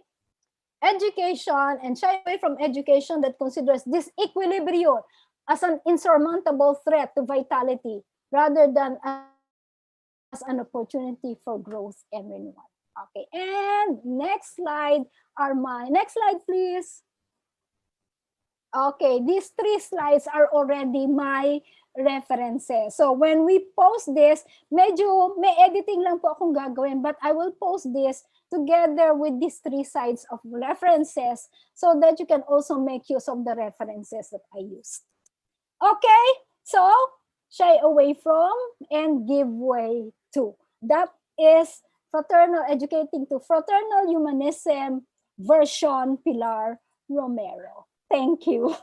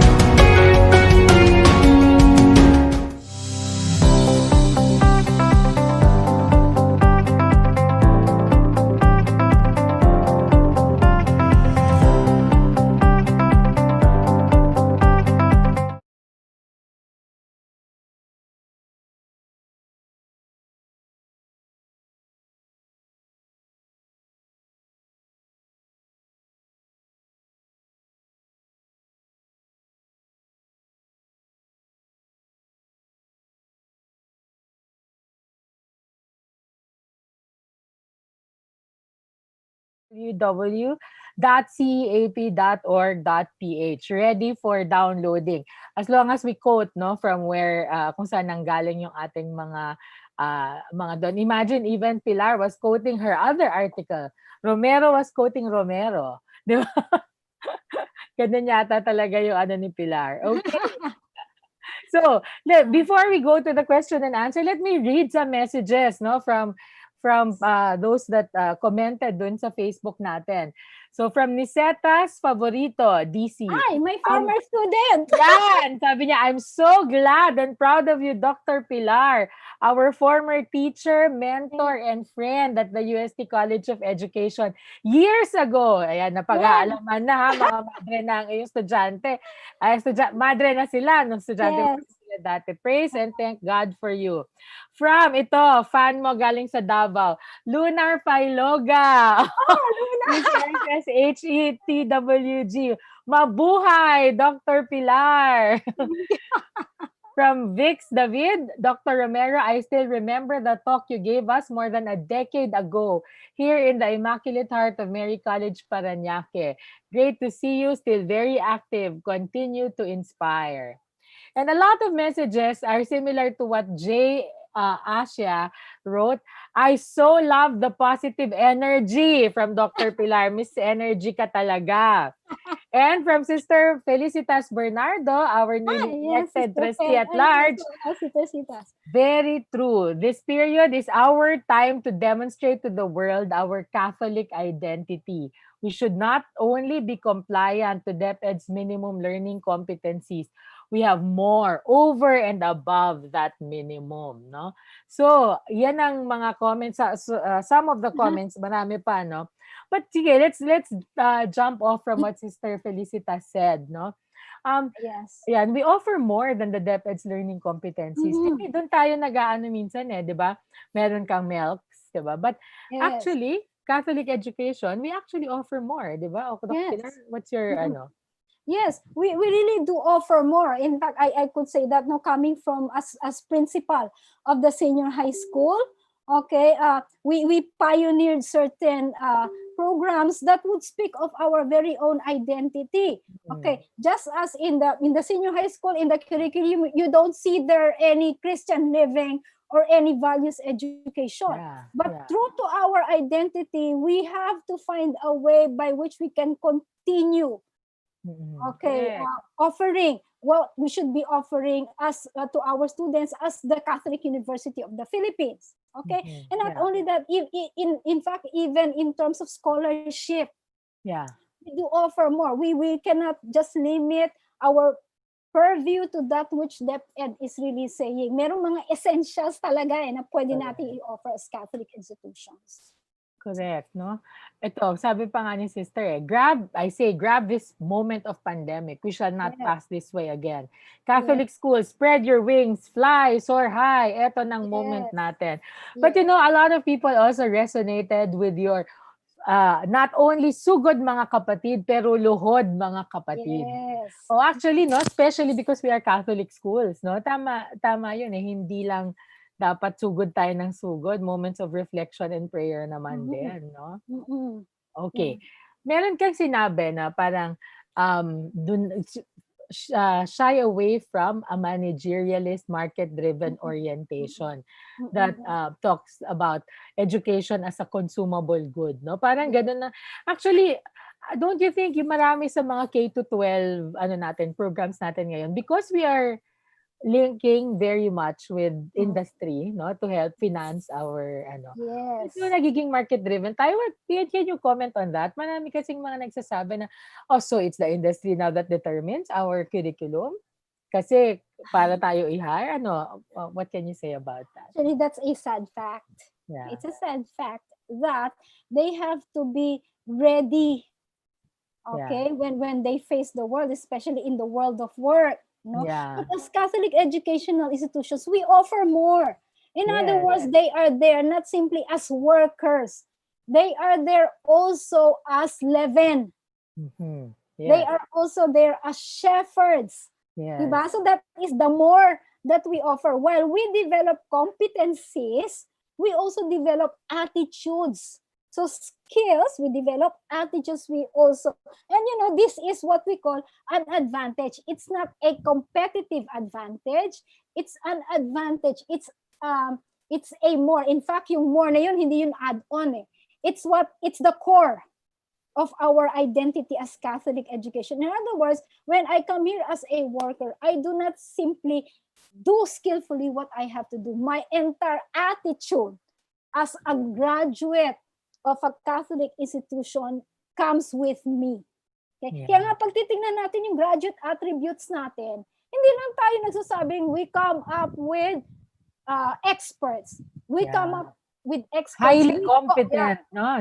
Highly competent with conscience. Okay, so competence and conscience. And compassion. Yes, no? And then doyens with demeanor. Yan yung mga natin di ba? Yun yung ating dinadala into the workplace. The industry may dictate what they want to dictate, but we have our way also of offering more than what industry dictates. Yan, tama yan, no? So dapat yung mga we're very much aware of that. We should be very aware of that. Ito from Louis Bringas Dasas. Hello, Dr. Romero. Yes. How can we as teachers adapt fraternal humanism practices at the classroom level? Sige nga, Doc, mag-sample kayo. Ano yung mga pwede nilang gawing activities sa classroom? Well, Louis, again, eto na naman ako, my former student. Former student ba ito? And he's now teaching. He used to be our chair sa aming STEM sa senior high school. He just finished his PhD in UP. So, china-challenge ako nitong batang ito. How can you bring educating to fraternal humanism in the classroom? Simple. Smart ako. No, simple lang. What is it? Educating to fraternal humanism is always anchored on relationships. Okay. And I would say that teaching is basically relationship. And it's not just ordinary relationship. The teacher establishes a moral relationship with the learners. Why? Because the moment you are there in front of the learners, you begin by your words and actions to influence them in such a way that even their decisions now are influenced by you. That is the moral relationship that you have with them. That's why it's very vital that in educating to fraternal humanism, that you are aware of the kind of influence that you have with them. Is it influencing them to be better, to be open to relationships and to the transcendent? Or is it an influence, yung tinatawag nating BI? So, educating to fraternal humanism, even in the classroom, pivotal. It's very pivotal that the teacher relates with the learners in a moral and ethical way, such that they decide also morally and ethically.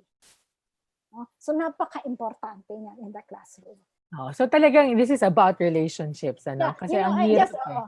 Just an anecdote, no? I was so touched. One of my former students, gumawa siya ng parang PubMat for his online class. Nakalagay doon, enjoy learning. And then he put my name there. And then he wrote this very long tribute. Sabi niya, when I was in second year, I was their teacher in facilitating learning. And this very shy boy approached me and said, Ma'am, how am I doing? Then according to him, sabi niya, he was so nervous because he's not doing well. And you know what I did daw? I stood from my table, smiled at him, and told him, Louis, enjoy learning. Yun daw parang, umano sa kanya yun, no? Enjoy learning. And it has stuck with him, even now as a teacher. So, it's not really na, ikaw magharap ka maigay. Correct. Kasi when you're enjoying it, mababa ang affective filter mo, di ba? Parang you get to generate more activity. Yes, no? So relationship is very important. Yeah, that's true. Kaya nga fraternal humanism, human muna tayo, no? And we thrive in relationships.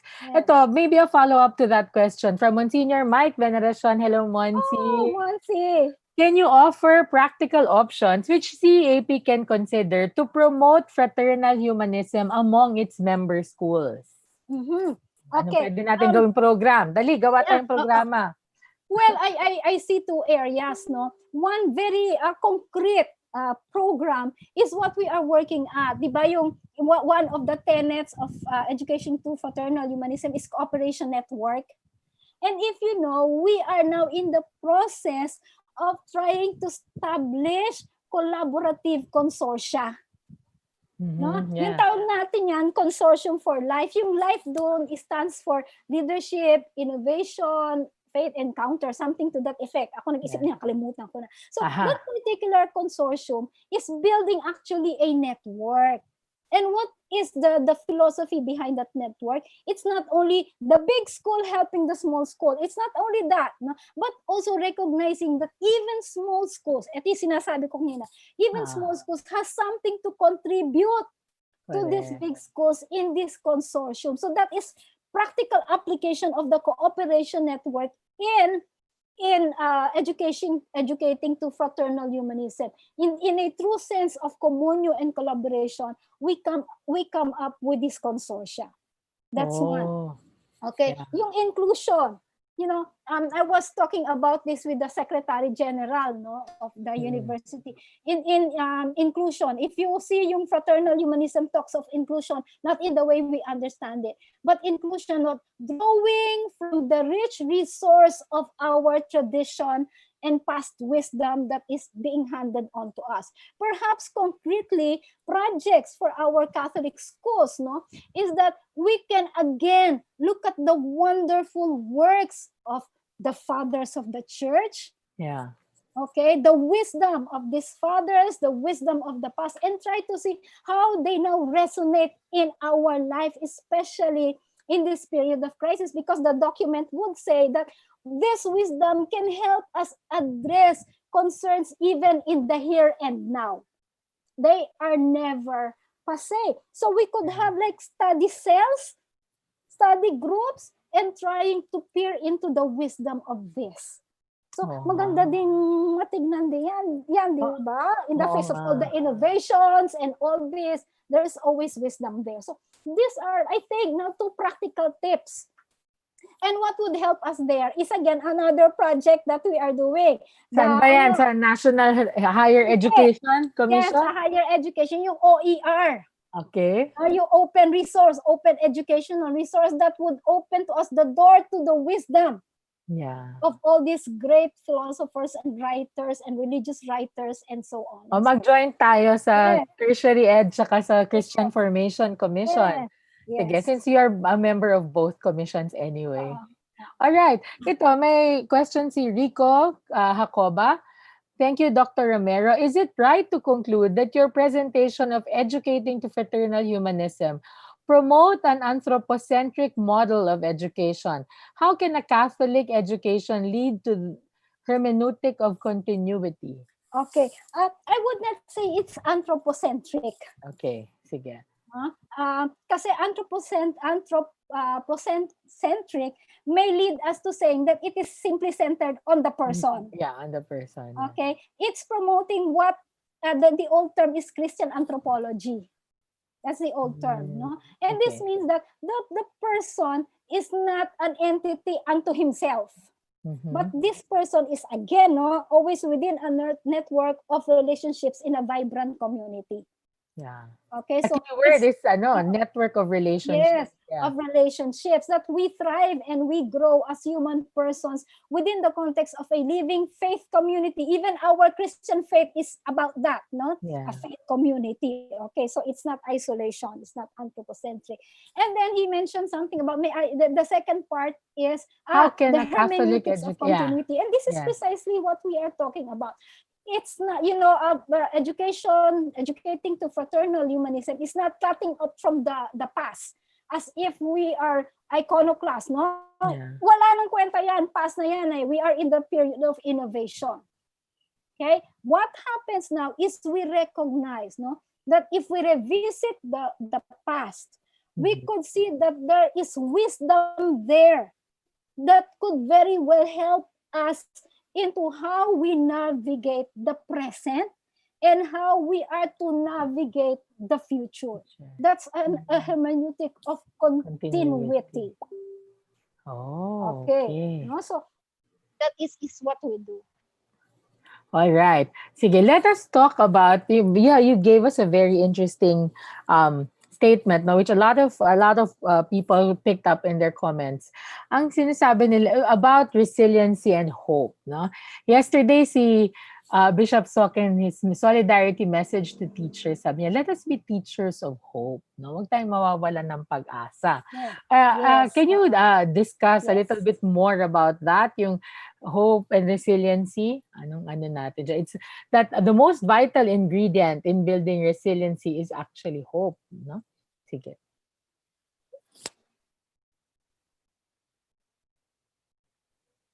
Ako nawala yata si Doc. Hello? Okay, I think Dr. Pilar's network just is still buffering. So while we are waiting for Doc Pilar, let me just remind you that a lot of people have been asking about the certificates of attendance. So the certificates of attendance will be given to you, okay, after the Congress. And it's just one certificate for the entire Congress. No? And this will be given to you upon completion of 3 evaluation forms. Wala pong evaluation form kahapon. Some of you were looking for that. The evaluation forms that we have are individual forms for each of the learning sessions. There are 6 learning sessions. You only have to accomplish 2. One from one session today and another from a session tomorrow. So mamimili po kayo from the 3 sessions that we have today. You have to evaluate one because you're only required to attend one. No, the one this morning. You can also attend the one on in the afternoon. There are 2 in the afternoon, but you have to evaluate only one. And then for tomorrow, you also have to evaluate one. And then on the final day, on Friday, we will give you the general evaluation. Okay? And in the general evaluation, you evaluate the whole Congress. Okay? So upon submission of those 3 evaluation forms, that's when we give you your e-certificate. Kasi wala po tayong registration. The only way we will know that you are here is when you submit your evaluation forms. All right? So the evaluation links for today will open after every session. Kanina, maaga pa lang, may naghahanap na ng link, no? So, I think right now, the evaluation link for this session is already open, and it will be open until 7 p.m. today. And then at 1 o'clock, the link will be open by 3 o'clock when the session ends, and it will close at 7 p.m. And then the final session, that's from 3 to 5 p.m., will open by 5 p.m. and then will close by 7 p.m. So, ganun po, ano? So, 3 evaluation forms. You have to submit those 3. And then on Friday, you do the general evaluation of the entire Congress. The link will open at 12 noon and will close at 7 p.m. also. And then you wait for 2 weeks before you will receive your e-certificate because we are deluged by a volume of requests for e-certificate. So just be patient, no? When we when you request for your certificate. But actually make sure that you type in properly, okay? You type in properly your email address because sometimes your email, when we send you your e-certificates, they bounce back because you did not type your email address properly. Now, Doc Pilar is back, okay? Sige. Yes. Yay. Yes. Let's talk about hope. Ayan, ako hindi ako nawawalan Yes. ng Oh, pag-asa. oh, Internet connection mo ay magko-connect at oh, magko-connect. Sige. So let's talk yes. about hope. Kasi 'di ba sabi mo hindi dapat resilience ang binibuild mo. Resilience is a product of hope, no? Is that right? Na parang kasi dati parang sinasabi nila is the end goal resilience? No, the end goal is actually you work towards uh, building hope, people of hope, no? Teachers Yes. of hope, disciples of hope. Not and in the Yes. process they become resilient. Is They that right? become resilient. Yeah. Yes. Yes. Yes. That's correct. No. Mm. Well, if you have hope, naturally, the what would result is you become resilient. Okay. Actually, it's not only hope. If you have the Yeah. virtues are all we need to be resilient. If you have fortitude, you'll be resilient. If you are hopeful, you'll be resilient. So instead of focusing there's nothing wrong with that. But what I'm saying is we are Catholic educational institutions, and we have to recognize that we have the treasury of virtues to help us, that we can use, that will provide vital resources for us to build resilience among our students. No? So this is in keeping with our Catholic identity and even our language, kasi it's very important that we also, yung think sentire cum ecclesia, di ba? Sinasabi natin, you think with the church, no? You think as Catholics, and if we do that, then we could say that yes, resilience, yes, but we would rather make use of the language. Yes, okay, of the treasury of our wisdom, which are the virtues. Yeah, virtues talaga are important. So talagang, first and foremost, we have to be a school of virtues, no? Hindi yung mga research para to land in that stratosphere of the top universities. That's what you're saying, no? Prominence, yes. Okay. Ito. Of course, kailangan natin yun. Oo naman. Kasi we have to be, as a Catholic school, we have to be both a school, okay, and a Catholic institution, diba? So, kaya we have like a balance, no? Correct. Ito, how can excellence and virtues. Correct, excellence and virtues. From Rebirth Esoriam, how can we promote or rebuild the culture of dialogue between and among our students and parents, as varied social media platforms have led or have taken them away from genuine personal communication? Mm-hmm. Yeah. Okay. I'm not a media savvy. Wala akong masabi. Okay. What happens, and this is what I do personally. Okay. So I conduct online classes. I have a class now, third year, religious education majors. So what I do is, in our classes, I do not only upload materials. Okay. I also upload some personal things there. No? Like for example, let's say for example, yung huling lesson namin is about the pastoral spiral, because this is community service, no? Yes, pastoral spiral. And in the process, because there is the reflection and all that, I would inject something which may not be in the lesson, but which is reflected to the reflection and reflected to their life. Yeah. In other words, communication now, two levels of communication.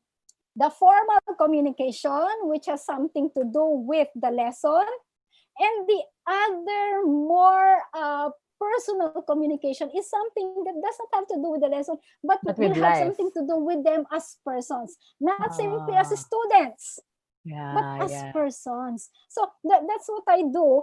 Still using media, no? Still using the platform of online education. I still communicate with them not only in the formal sense, but also in a personal sense. Correct. In that way, you become a teacher, a mentor, and also accompanying them. Yeah, no? Oo. Kasi tao muna no? Tayo, gagawin mo ako bilang tao. Kasi, the things that are important to me, no? Correct. Yes. And so, ganun din dapat ang mga magulang sa mga anak, ano? Nice. Okay, this one. Yes. Also, very important. Very important sa mga teachers, no? If I may just add, syempre they submit their work also online. It may be that. No? Yes. For me as a traditional teacher, no, marginal notes are very important. Yeah. And marginal notes, hindi lang basta correction about grammar and all this. I noticed that you have done this hurriedly. Is there, do you have a concern? Do you have a problem? Do you not have the time? So, ito yung mga marginal notes that would really strike at the heart of the learner, not only at the mind, but also at the heart of the learner. Parang feel nila that you care enough to see that ibang output ko. So, dapat, there must be something going on. Right. Yes. Tama ka nga, na hindi lang competency, but also compassion and all those things. Yes. This one, medyo to, I think this is from an administrator, Father Victor Aureliana. Hello, classmate. Please ask Dr. Pilar what fraternal humanism means for school administrators who need to balance teacher compensation and school financial difficulties. Ayan, usaping operational vitality ito. Pero yeah, what is the Catholic thing to do? If we're talking about fraternal humanism, but there are not enough funds and you need to balance teacher compensation. Ikaw naging VP ka dati for administration. I'm sure kaya mo tong sagot. Oo, yeah. Oo. Kaya lang nung naging VP ako sa administration, wala pang pandemic. Kaya, mahirap kasi I don't want to say something that will simply gloat over Okay. the problem because it really It's a real problem. Yeah. So financial viability is very important for us, especially you cannot be talking about some very ennobling ideas when the stomach is hungry. Yeah, true. Diba? Okay. But again, but I would say that yung sinasabi ko kanina, I just don't know how this will arrive and what is the arrive of this.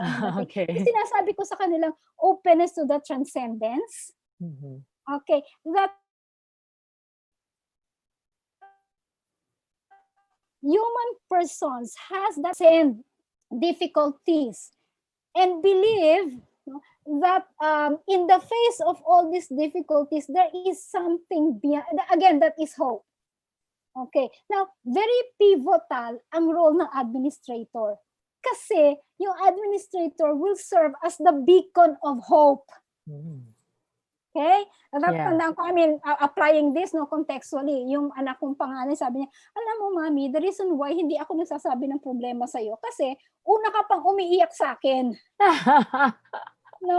Imbis na hindi ako umiiyak tuloy ako kasi una ka pang umiiyak. In other words, in this very difficult time, the administrator is not simply a manager. The administrator is that beacon of hope, is that pillar of strength. Okay? Is the helms person, yung person that would steer the school over the ebb and tide of this difficult time. Okay? This may be something very inspirational. It may not be something very practical. Yeah. But at this point, we do need inspiration. Correct. Okay. We do need to look beyond what is happening now and try to see what is left in us. And there is so much left in us as Catholic educators. Yeah. Okay? There is that value, there is that hope, there is that strength that we can draw from in this time of financial difficulty and instability like my internet. Pero alam mo, kailangan... Father, if I'm able to answer. Kailangan talaga inspiration, no? Parang, kung hindi mo mabigay what is practical, at least try to inspire, no? Try to give hope, no? To other people. Yes. Yeah, sige, bibigyan kita ng mga messages of hope and inspiration. Ito, babasahin ko. Thank you very much, Dr. Pilar from Orlando, Caluya, for a very enlightening topic. You have an overflowing knowledge given by our dear Lord. You are a blessing. Hulog ka talaga ng langit. From Guadalupe, Isidro, hello, shout out sa mga taga-NCFC. Hello, Adi. Hello. I agree that the key word is relationships. Relationship with God, relationship with ourselves, relationship with others, and relationship with the whole of creation. From Sister Fedeline Bueno, muchísimas gracias, Dr. Pilar. This is a very substantive talk for us Catholic educators, and it is also an eye-opener for us to shy away from the common managerialist and market-driven education and competition among Catholic schools. I agree that we should embrace hope as vital for resilience and should teach more on soft skills and values like hope, grit, meaning in life, above all, prayer that can transform everything. Parang sinynthesize na ni sister. Yes, ang galing talaga ni sister. Hi, Sister sister. Fedeline, thank you for the synthesis. O sige, on that note, sige, maghihingi na ako sa iyo ng final words. Overtime na pala tayo kasi may session pa sa hapon. So, ano yung gusto mo? What would you want to leave our educators regarding fraternal humanism or whatever? Final words from our speaker. Okay. I think at the very core, as we say, is the person. But I believe that at the very core also is the person of the teacher. Okay, the person. It's really the person of the teacher is like a lamp. Okay, the lamp that guides the way of the learners towards not only skill but also wisdom. No, Yeah. in education to fraternal humanism, we recognize that this learner is a person who has vast potentials. Yes. Potential not only to realize his dreams, but potential to be a valuable citizen of the country and also a dynamic member of the church. So this calls out to all the teachers, okay, the passion should always be there. Not only the passion to be a source of content, but the passion to continually become an inspiration. Because in this time and age, we are in dire need of inspiration. Correct. So, I agree. in that note, thank you very much sa patron ng internet. Wala pa yatang patron ng Wala pa, internet. no? Hindi pa na hindi pa nakakanonize. Maraming salamat. Doc Pilar, you might want to promote your book. Earlier I mentioned it. You might want to promote it. Yeah. Okay. You know, I'm showing it. I'm really honored to be part of this international project. The title is Religious Education in Asia, Spiritual Diversity in a Globalized Time. This is actually a project of Routledge in cooperation with the University of Hong Kong. Writers were invited from Asian countries, and I was invited from the Philippines to contribute an article to this book. Okay, so the title of which is very helpful for Catholic schools and universities. Okay, the title of my article is the mission of evangelization of Catholic educational institutions in the Philippines, challenges, opportunities, and hurdles. Wow. Okay, so it's an article that I'd like you might want to get for your libraries. How do we get a copy of the book? Okay. You might want to tell them. Email me so that I can give you a voucher, and that voucher entitles you to a 20% discount. 20% discount. Can you put your email address on the slides para when they download your slides, you can and maybe a screenshot of the title of the book para they will remember to email you. Okay. So thank you very much, Dr. Pilar Romero. Talaga naman, baka may part 3 pa silang hingin sa'yo, no? With your dynamism and all. Thank you very much. And so, so there you have it. Our first session on Catholic identity and mission, educating to fraternal humanism. Now, we will begin our session later at 1 o'clock. If you wish to still attend the session 2, the link will go live after lunch at around 12:30.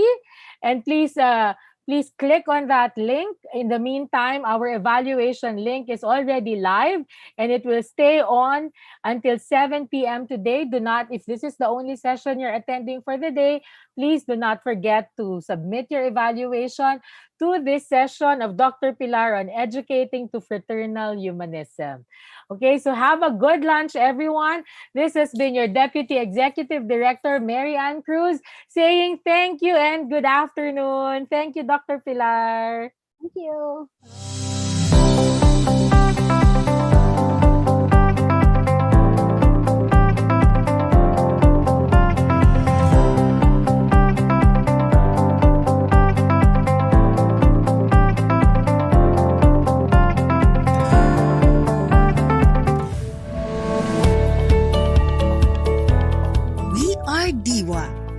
We make teaching and learning possible all the time everywhere.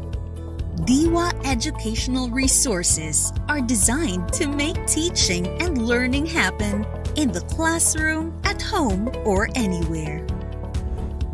Make teaching and learning more fun and engaging with the new DIWA textbooks. Fully aligned with the K-12 curriculum and the Department of Education's most essential learning competencies, DIWA textbooks provide complete and appropriate content that prepares students for higher education or employment. Now, with its new interactive digital format, DIWA textbooks can be broken down into digestible, easy-to-browse modules that include additional visual elements and up to 10 gamified quizzes per module, reimagining the teaching and learning experience for distance education. Provide students with additional knowledge that are interactive, thematic, and interesting with DIWA Supplemental Educational Magazines or SEMs. SEMs are filled with articles and activities and come with a teacher's guide and editorial content that teachers can use as tools in designing effective learning experiences for students in the classroom. SEMs also contain interactive digital activities and can be used as an additional educational resource and reference material to augment students' learning sessions at home. Make meaningful learning experiences beyond the classroom with the power of C.O.N.G.R.E.S.S. With the ready-made interactive digital resources and add-on contents found inside C.O.N.G.R.E. teachers can save time in preparing materials for classroom lectures and discussions. Teachers can also maximize the collaboration tools as well as lesson and test authoring tools available in C.O.N.G.R.E. learning so that students can learn safely at home, synchronously or asynchronously. Redefine student learning with Checkbox, our gamified assessment portal for grade school and junior high school students. Checkbox contains gamified drills that can be used in conducting quizzes and seatworks, providing teachers and students with a blended learning environment. Using the tools and features in Checkbox, teachers can create tailored activities as well as monitor learners' performance in real time, helping students develop mastery in 5 major subject areas, anytime, anywhere, and on any device. With DIWA's educational resources, teachers continue to be frontliners in nation building. Students become active contributors to the country's progress. And schools create a teaching and learning environment that defies any boundaries. Together, we give education the attention it deserves all the time, everywhere. We are DIWA. We move the nation forward through education.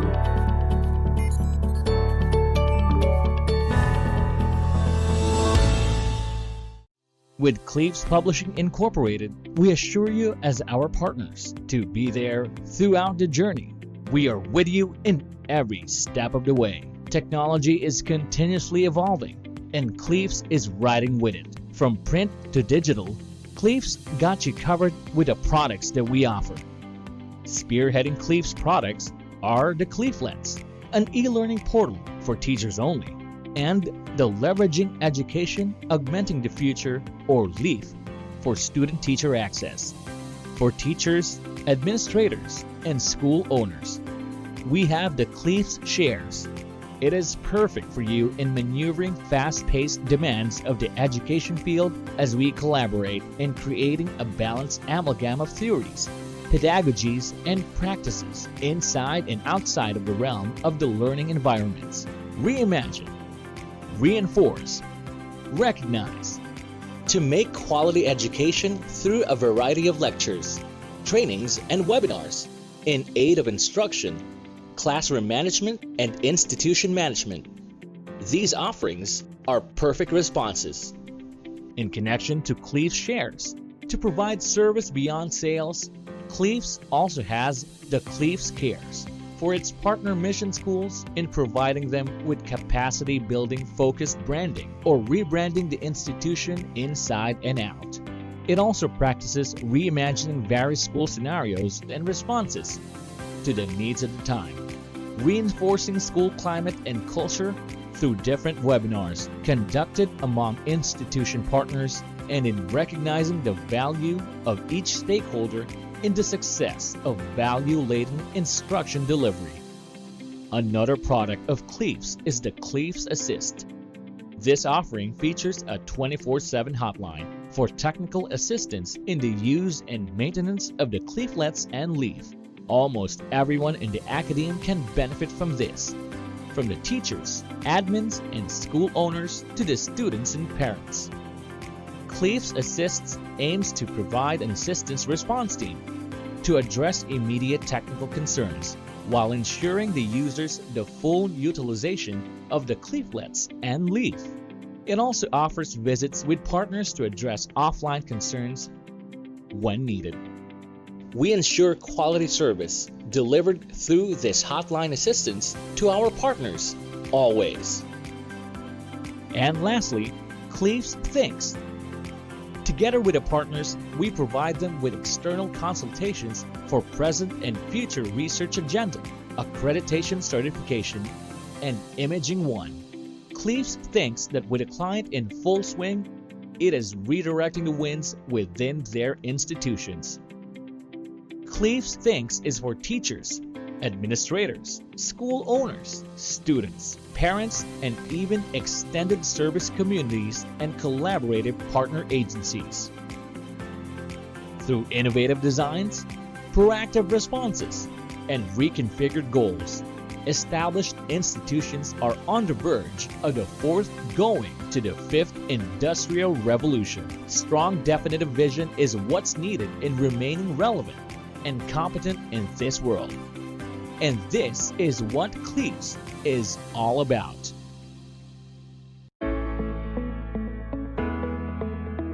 Through the years, we have been your partner in innovative teaching and effective learning. Our teaching and learning resources and the professional development programs for teachers and school leaders speak of the alaga that you deserve as our collaborative partners. Now more than ever, we commit to Alagang Phoenix SIBS, the cornerstone of our mission in education. We vow to guide and support you in navigating uncertain paths in education today by providing holistic solutions that support instructional resiliency. With our MELCS compliant print and digital resources and programs,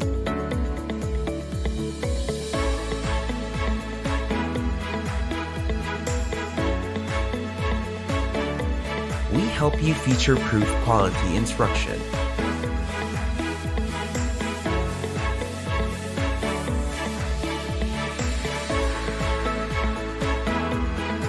Distance learning must-haves for students, teachers, and learning coaches. Designed for meaningful home-based learning experiences. Student-friendly activities that form self-directed learners.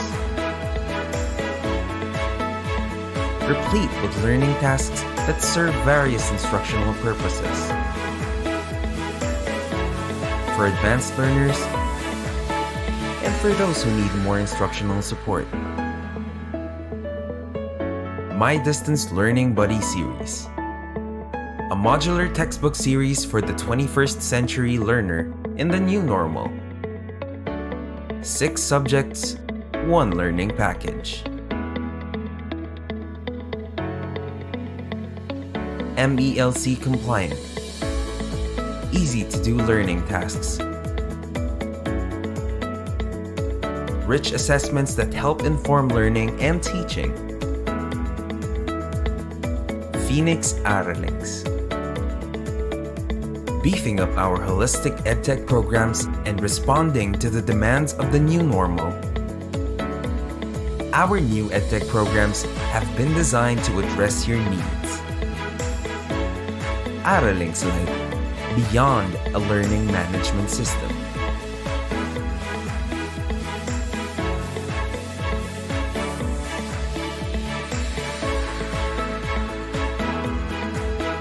Araling's Flex empowers schools to effectively use learning technologies and resources.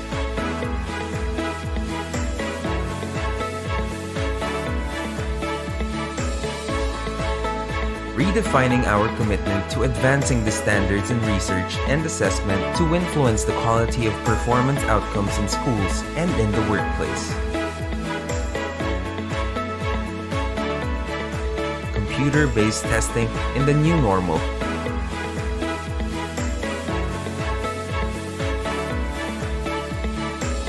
At Phoenix SIBS, we army with holistic and meaningful resources. For innovative teaching and effective distance learning.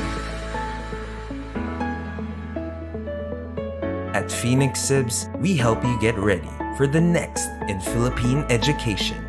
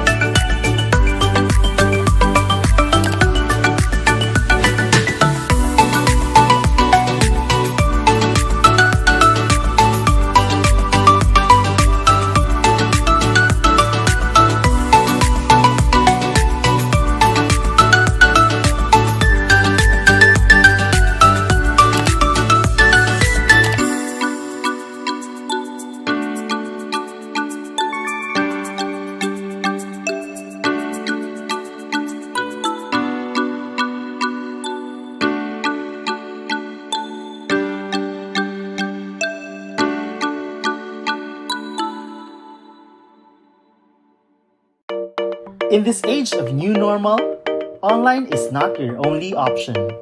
Because new normal means new learning modalities and new learning possibilities. Let Vibal make learning offline possible with Smart Class.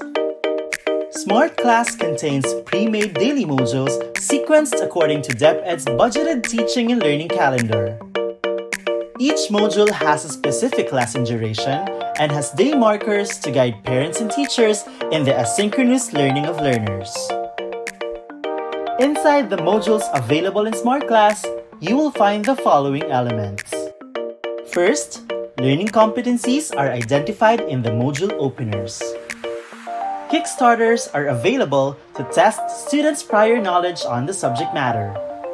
This set of activities, found at the beginning of each lesson, may also serve as motivational activities. Parents of preschool to grade 2 students will also find notes to parents which contain tips and pointers on how they can guide their child while learning at home.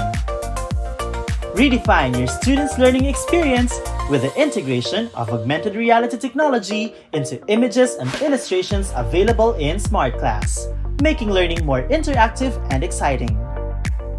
At the end of each module, Long Quiz is also available to assess students' understanding of the lesson. Smart Class also features Wrap Up, a lesson ender activity that applies the constructivism theory of learning. In Wrap Up, students are expected to summarize the lesson on their own using a graphic organizer. You may also evaluate the quality of your students' learning by letting them practice their learning in real life through GR.E.S.S formatted performance tasks. The content of Smart Class is designed for the entire academic year, and it is available for 5 major subjects. All aligned with DepEd's K-12 curriculum and covers the most essential learning competencies prescribed by DepEd. Secure your own copy of Smart Class before classes open.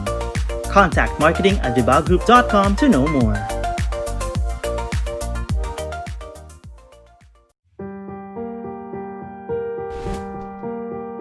The COVID-19 pandemic has resulted in school closures all across the globe.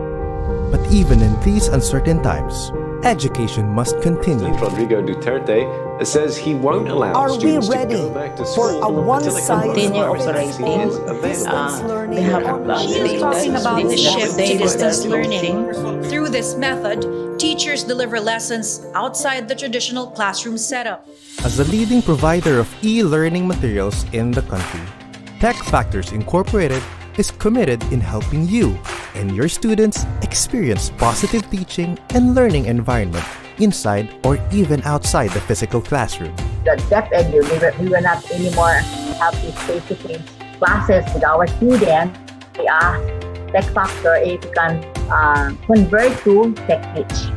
And I'm happy because they agreed to that proposal. So, we have scheduled trainings already for our teachers. The way Tech Factors are handling their schools and the teachers is very accommodating and very commendable because they are there from time to time whenever we need guidance and help in terms of the LMS, in terms of the content. Congratulations for coming up with very good, effective, relevant, and useful learning materials. Tech Factors is continuously finding ways to adapt and to adjust in this new normal. I am convinced that being partners with TFI is a big help in this time of new normal. Tech Factors Incorporated, making learning a great experience. For more information, visit us at www.techfactors.com.